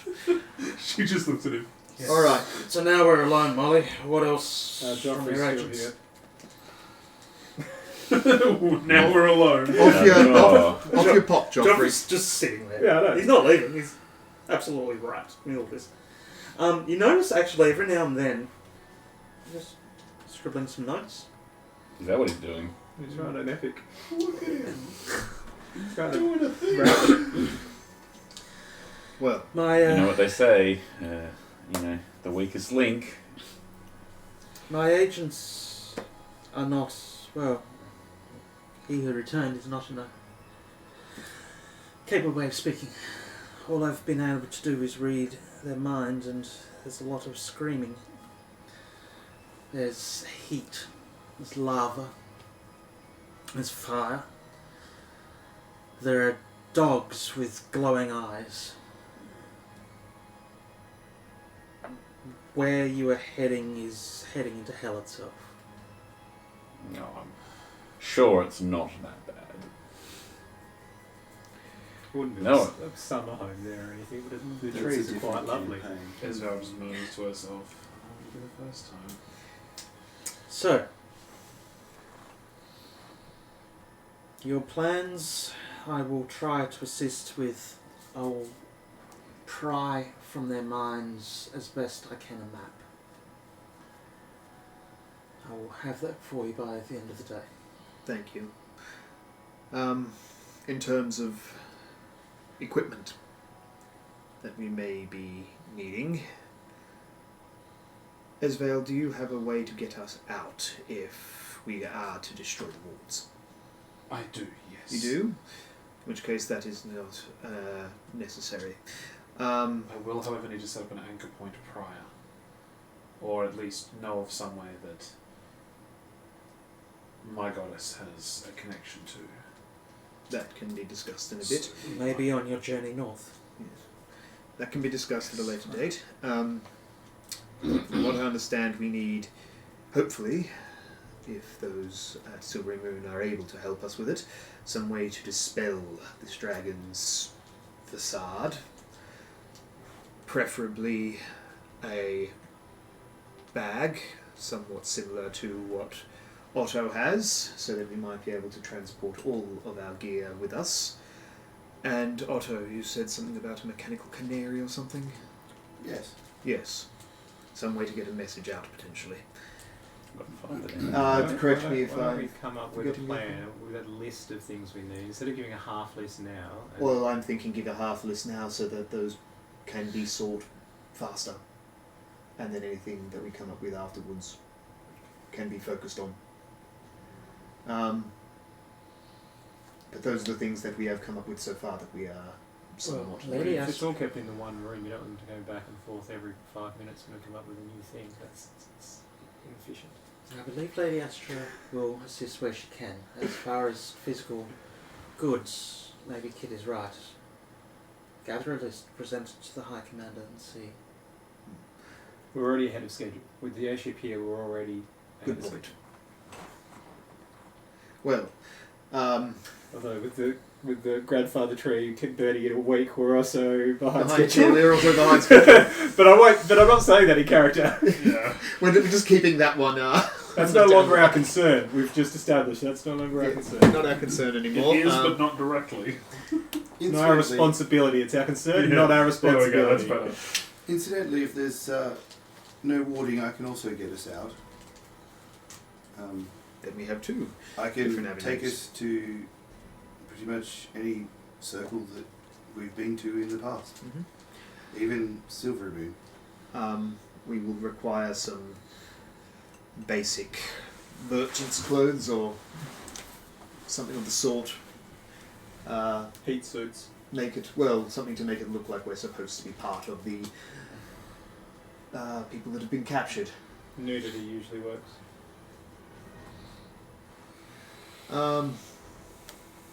May I make a suggestion? Maybe instead of dressing like slaves, you allow yourselves to become slaves. Well, that was my initial thought. If you're captured on the road, perhaps. But we will need something. There's only so many places you can put a bag of holding. Not everybody needs to be caught. Not everybody needs to be visible. Not everybody needs to be humanoid. If people have the magic to make people other things. How you get in is one matter. Once you're in there, I don't believe there's any coming back. I do like your thoughts of teleporting out to one of our circles, but That is I think maybe the best course of action would be to signal us. As Kid has mentioned, time is of the essence. Once you're in, once you have the conch, I'm afraid to say, if you choose then to head to the Storm King's citadel, you're no longer within help's reach. You will be completely on your own. we're used to it. We've gotten this far without any help. But that can be discussed. Well, would A little. This It makes is me far curious, without because- much planning as well, so yeah. But yes, if you could potentially try and garner a map, that would be I will pry it from their mind. most beneficial. Well, I believe maybe you've talked all you need to talk about. oh, we have a lot more to talk about, but I think we don't need everybody anymore. I think we can leave you. I will try to source a map. It is time to plan. High Commander, maybe we should leave these five to themselves. It really You really do need a name. We're called the five of us. The five. Very well. We're called 1, 2, 3, 4. High five. No, That's the full name. You can't shorten it at all. Not allowed to. Very well. It's contract. So, I will leave you now. I shall return later. But please talk, Fab five. develop your plans. Now, if you wish, we may be able to take a short break here, because I've got a feeling two of our members are wishing to part. Or essentially, yes. Do we want to call it there then? I think- will, but there's something more I want to do that's mainly for Valis, so Cool. it's okay if we do go from No there. worries. We'll call a short break. Hey, Fee, thank you for the sub. Woo! Sorry, I didn't hear it. Be Patriot. Yeah. Yay! All right, we'll be back very, very shortly. Ben and Callum have to leave us for tonight, but we will have them back again in a fortnight for potentially death. That's right. I have planned. No, it'll be another whole more session of planning. Don't Yeah. worry. Yeah. Oh, don't worry, I will have more action. planning Next time. round 2. No, I'm not. I wasn't dissing the. I'm saying we still haven't done any of the planning. For we the need sake to of my do. own voice, I'd like to be No. This is party planning. This Yeah, isn't. Yeah. We did all the pre-planning, and now we've got to do the party. You did all the recap stuff tonight. Yep. Next time it's just. Over to you guys. So, Yeah. short break, and 4 of us will return. Yep. Right. Be Bye, guys. with you very shortly. Bye.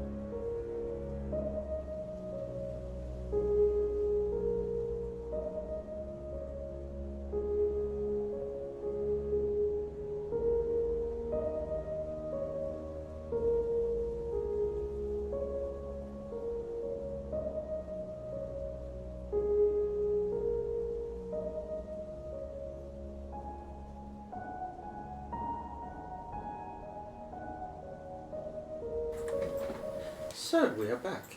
Yes. Now, so towards the end of that meeting, everyone is now free to head their separate ways. Molly has headed off with Esvele and Otto. The Lord, the High Captain, Commander, whatever his friggin' name is. Eric? He's headed off to start rustling up some supplies and so on, leaving the three of you. There was wine in this room, wasn't there? There is wine in this As room. soon as the last non-party member leaves, I walk over to where the wine is, and I haven't drunk yet at Yeah. all. I just pour it to its full, I grab a and carafe. then I just grab the... swig out of the bottle, and Yeah. walk back with both the bottle and the wine glass. Yeah, I'll grab a... I'd probably grab a carafe. Drink straight from that. Fuck having a glass. Cheers. Good to see I'm rubbing off on you. Yes, that Don't do was... the whole forehead pinch. That was... somewhat painful. Was it never going to not be? Well... For people in Yes. charge, they sure look to us for a lot of answers. Mm. It's almost like we're the main characters. For people who also pride themselves on having information, they were very hesitant to give any information to us that might aid. Had to pry it like prying blood from a stone. Indeed. So as to say, we have options, which is better than where we were. Yes.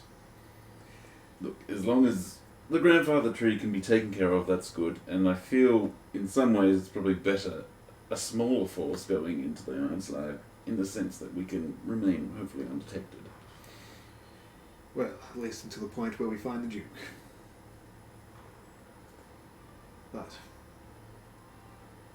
a lot of talk as well of us being all on our own, and doesn't really feel any different to the way it's been for the most of this.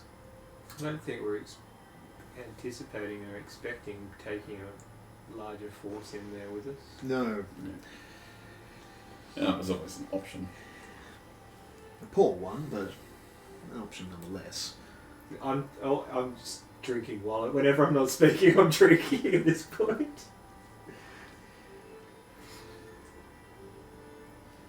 After about 20 minutes or so, Okay, I wouldn't be drinking constantly for 20 minutes, Yeah. but, you know.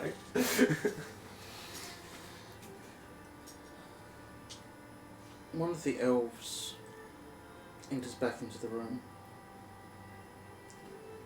Gentlemen, I see you're all still deep in thought. I don't wish to interrupt too much. Valis has got his feet up on the table. Lord Valis, Yes? may I speak with you? Falaki, it's my name.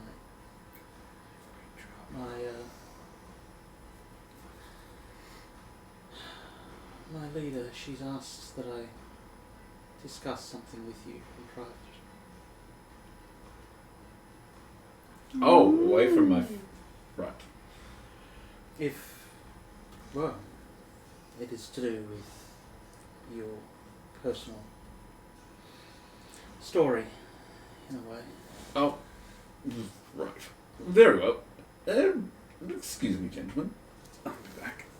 And she just leads out of the room and back to the sort of sitting area where you were before. And as you enter into there, you go and sit just quietly on one of the chairs and gestures to the chair opposite. Take the glaive off. So I can... As you do, your glaive sort of shudders back away from the elf.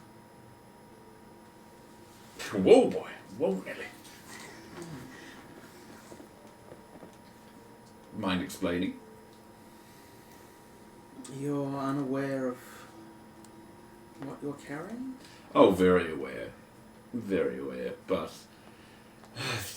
the devil, you know. Best to keep this one close.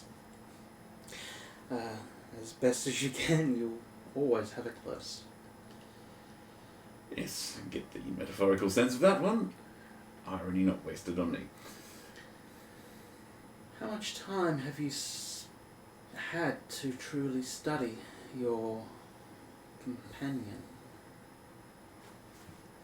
Companion? That's nice. Very endearing way of putting that one. Well, you usually acknowledge things that have sentience. Look, I realise I must have some unresolved father issues. Daddy was a strict one, but I haven't cared to give him a second thought ever since I killed him. How have you come across this? The glaive. Yes. Stole it. From your father? Yes. Killed him, stole it when I fled from the city. How did your father come across it? Believe he forced your kind to make it. Or at least have some part in the fortune. The truest story is that it was already in existence. We shaped it, or some of our people who have strayed from the path helped shape it into what it is. It's an item that's been in your family for a long, long time. It's sort of just gonna go on. Right. It's belonged to your grandfather. It belonged to his father. And his father. Are you saying my family is full of warlords and tyrants? Because you wouldn't be wrong on that part. Mm-hmm. I'm not going to tell you anything you don't already know, Dad. Yes. It carries the blood of your father. The blood of my ancestors. Literally.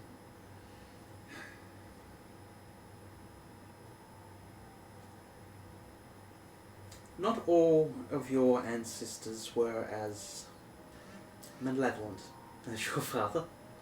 Some were. This, I believe you spoke with Kobaz briefly. Did speak with the dwarf in Mirabar. Yeah, probably more the dwarf than Kobaz.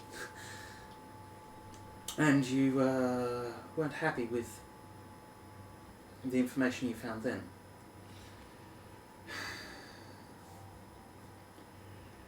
I'm not happy that my father still has some hold in this world, if that's what you're asking. That I am very irate about. The old man was so close to death that a faint wind should have knocked him over.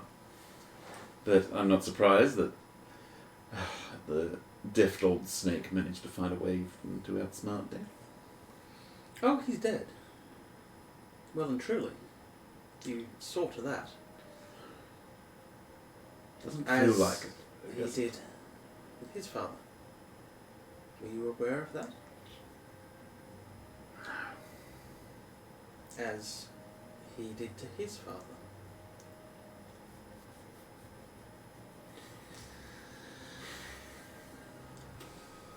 Starts getting visibly fidgety. You need to spend some time, as loath as you will be to do this, to focus on your companion. The more time you spend with it, the more it will uncover itself to you. You have spent a lot of time, I believe, trying to block it out. Maybe you should try to open yourself up to it a little. There is power within that weapon. Great power within that weapon. There's a reason why it reacts so poorly around certain followers of more light-bearing deities. Sort of with what it has on it now, sort of showing the runes, will that hold for the foreseeable future? For a certain amount of time, however, I don't believe that the runes are of benefit. They're more of a hindrance. It's keeping trapped the most recent of your ancestors and not allowing the others to come forward.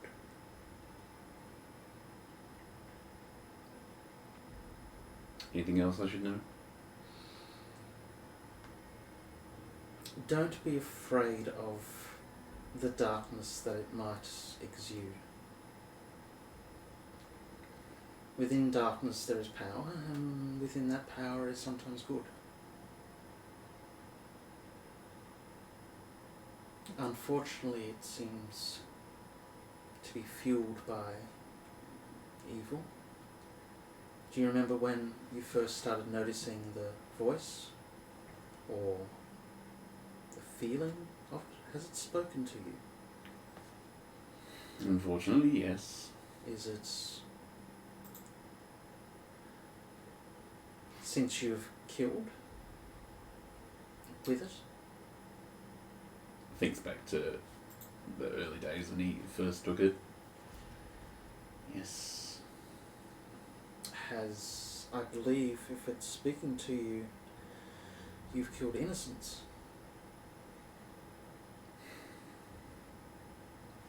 Unfortunately, yes. That is what has awoken it to you. Now it's awake. You need to find a way to harness it. It's not simply a blade on a stick. If only it were. It is that, but also it's much more. The more you, for want of a better word, attune to it,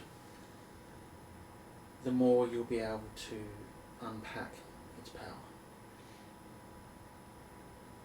We feel it's something where you're heading and the trials that you have coming up. It's something you should invest in.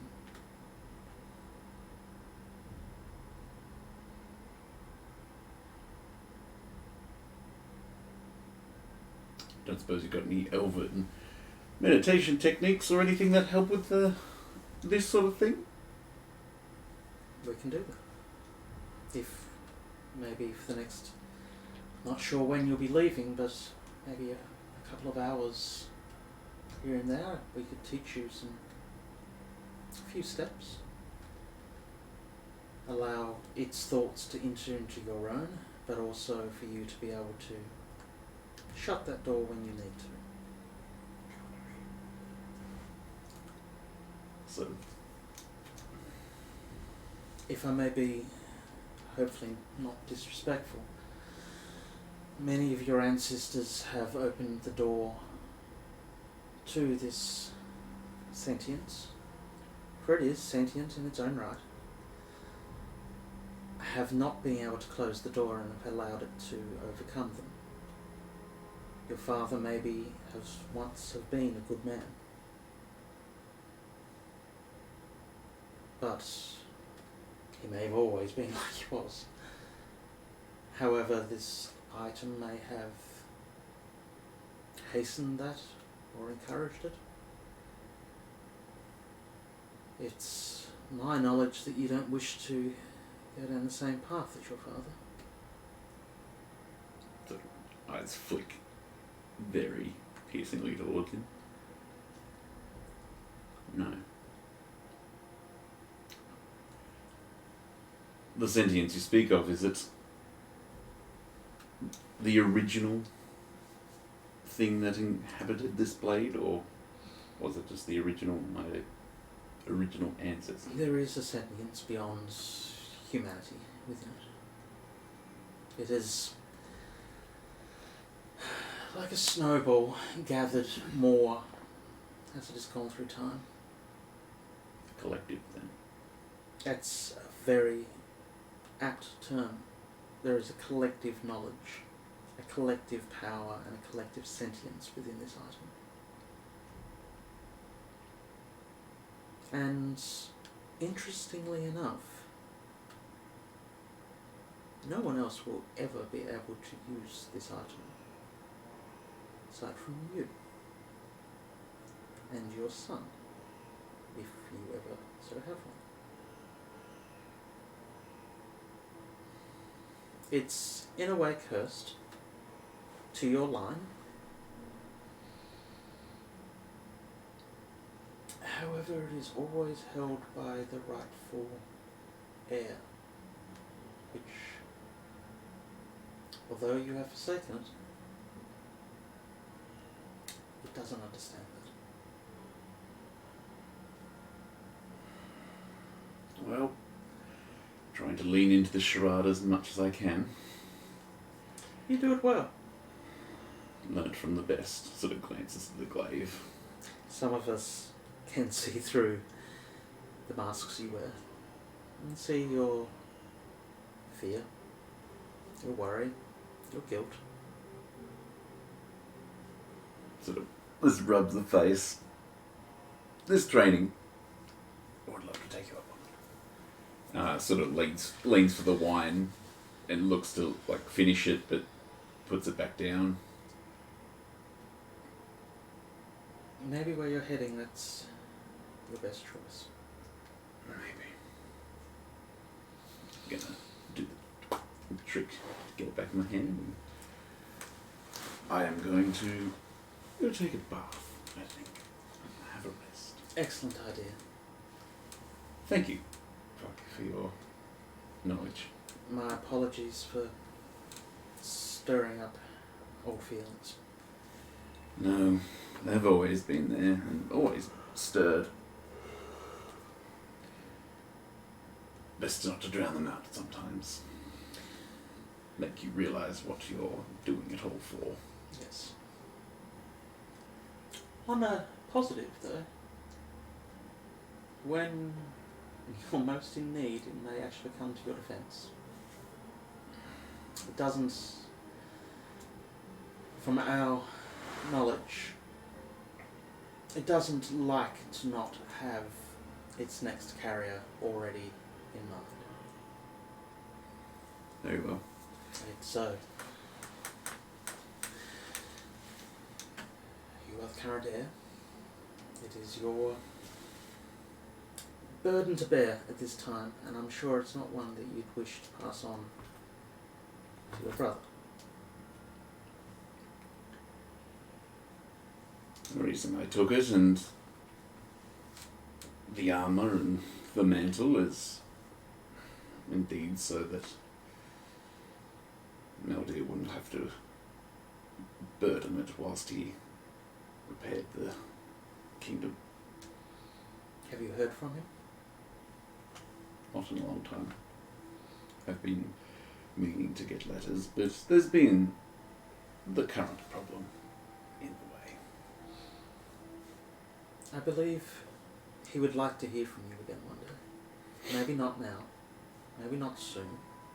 There's still lack of understanding.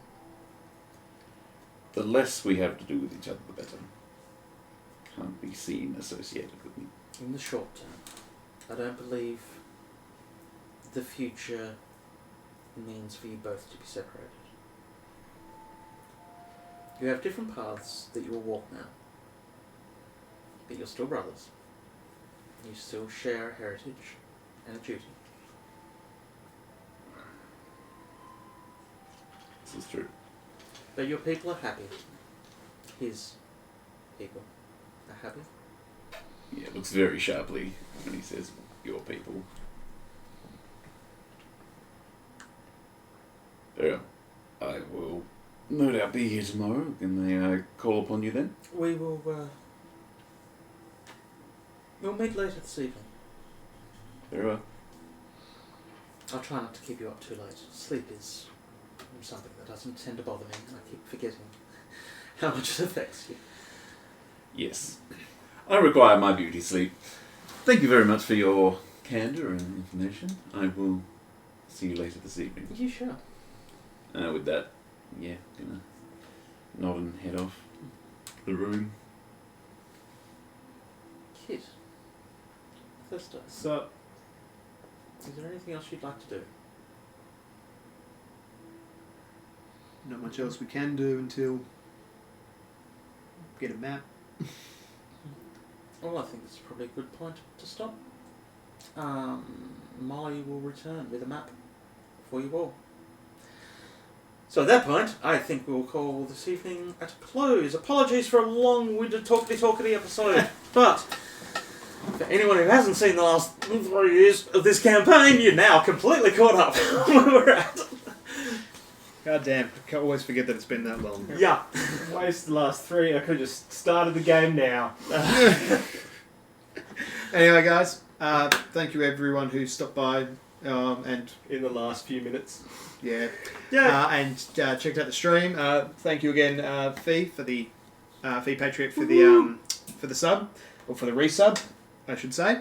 4 months. Thank you very much. And we will see you all in a fortnight. Indeed. It will be back to the regular Thursdays, hopefully next week. And you will be streaming on Thursday. Yeah, we will be streaming this Thursday as well. Myself and Agent Kit, aka Alad, and another good friend, It Is Jono, are going to be streaming. Non-D&D related content, but Yeah. it's still Breakaway. there's still an it's a first-person RPG shooter. I might dress up. I haven't decided yet. That's Nice. how my day goes.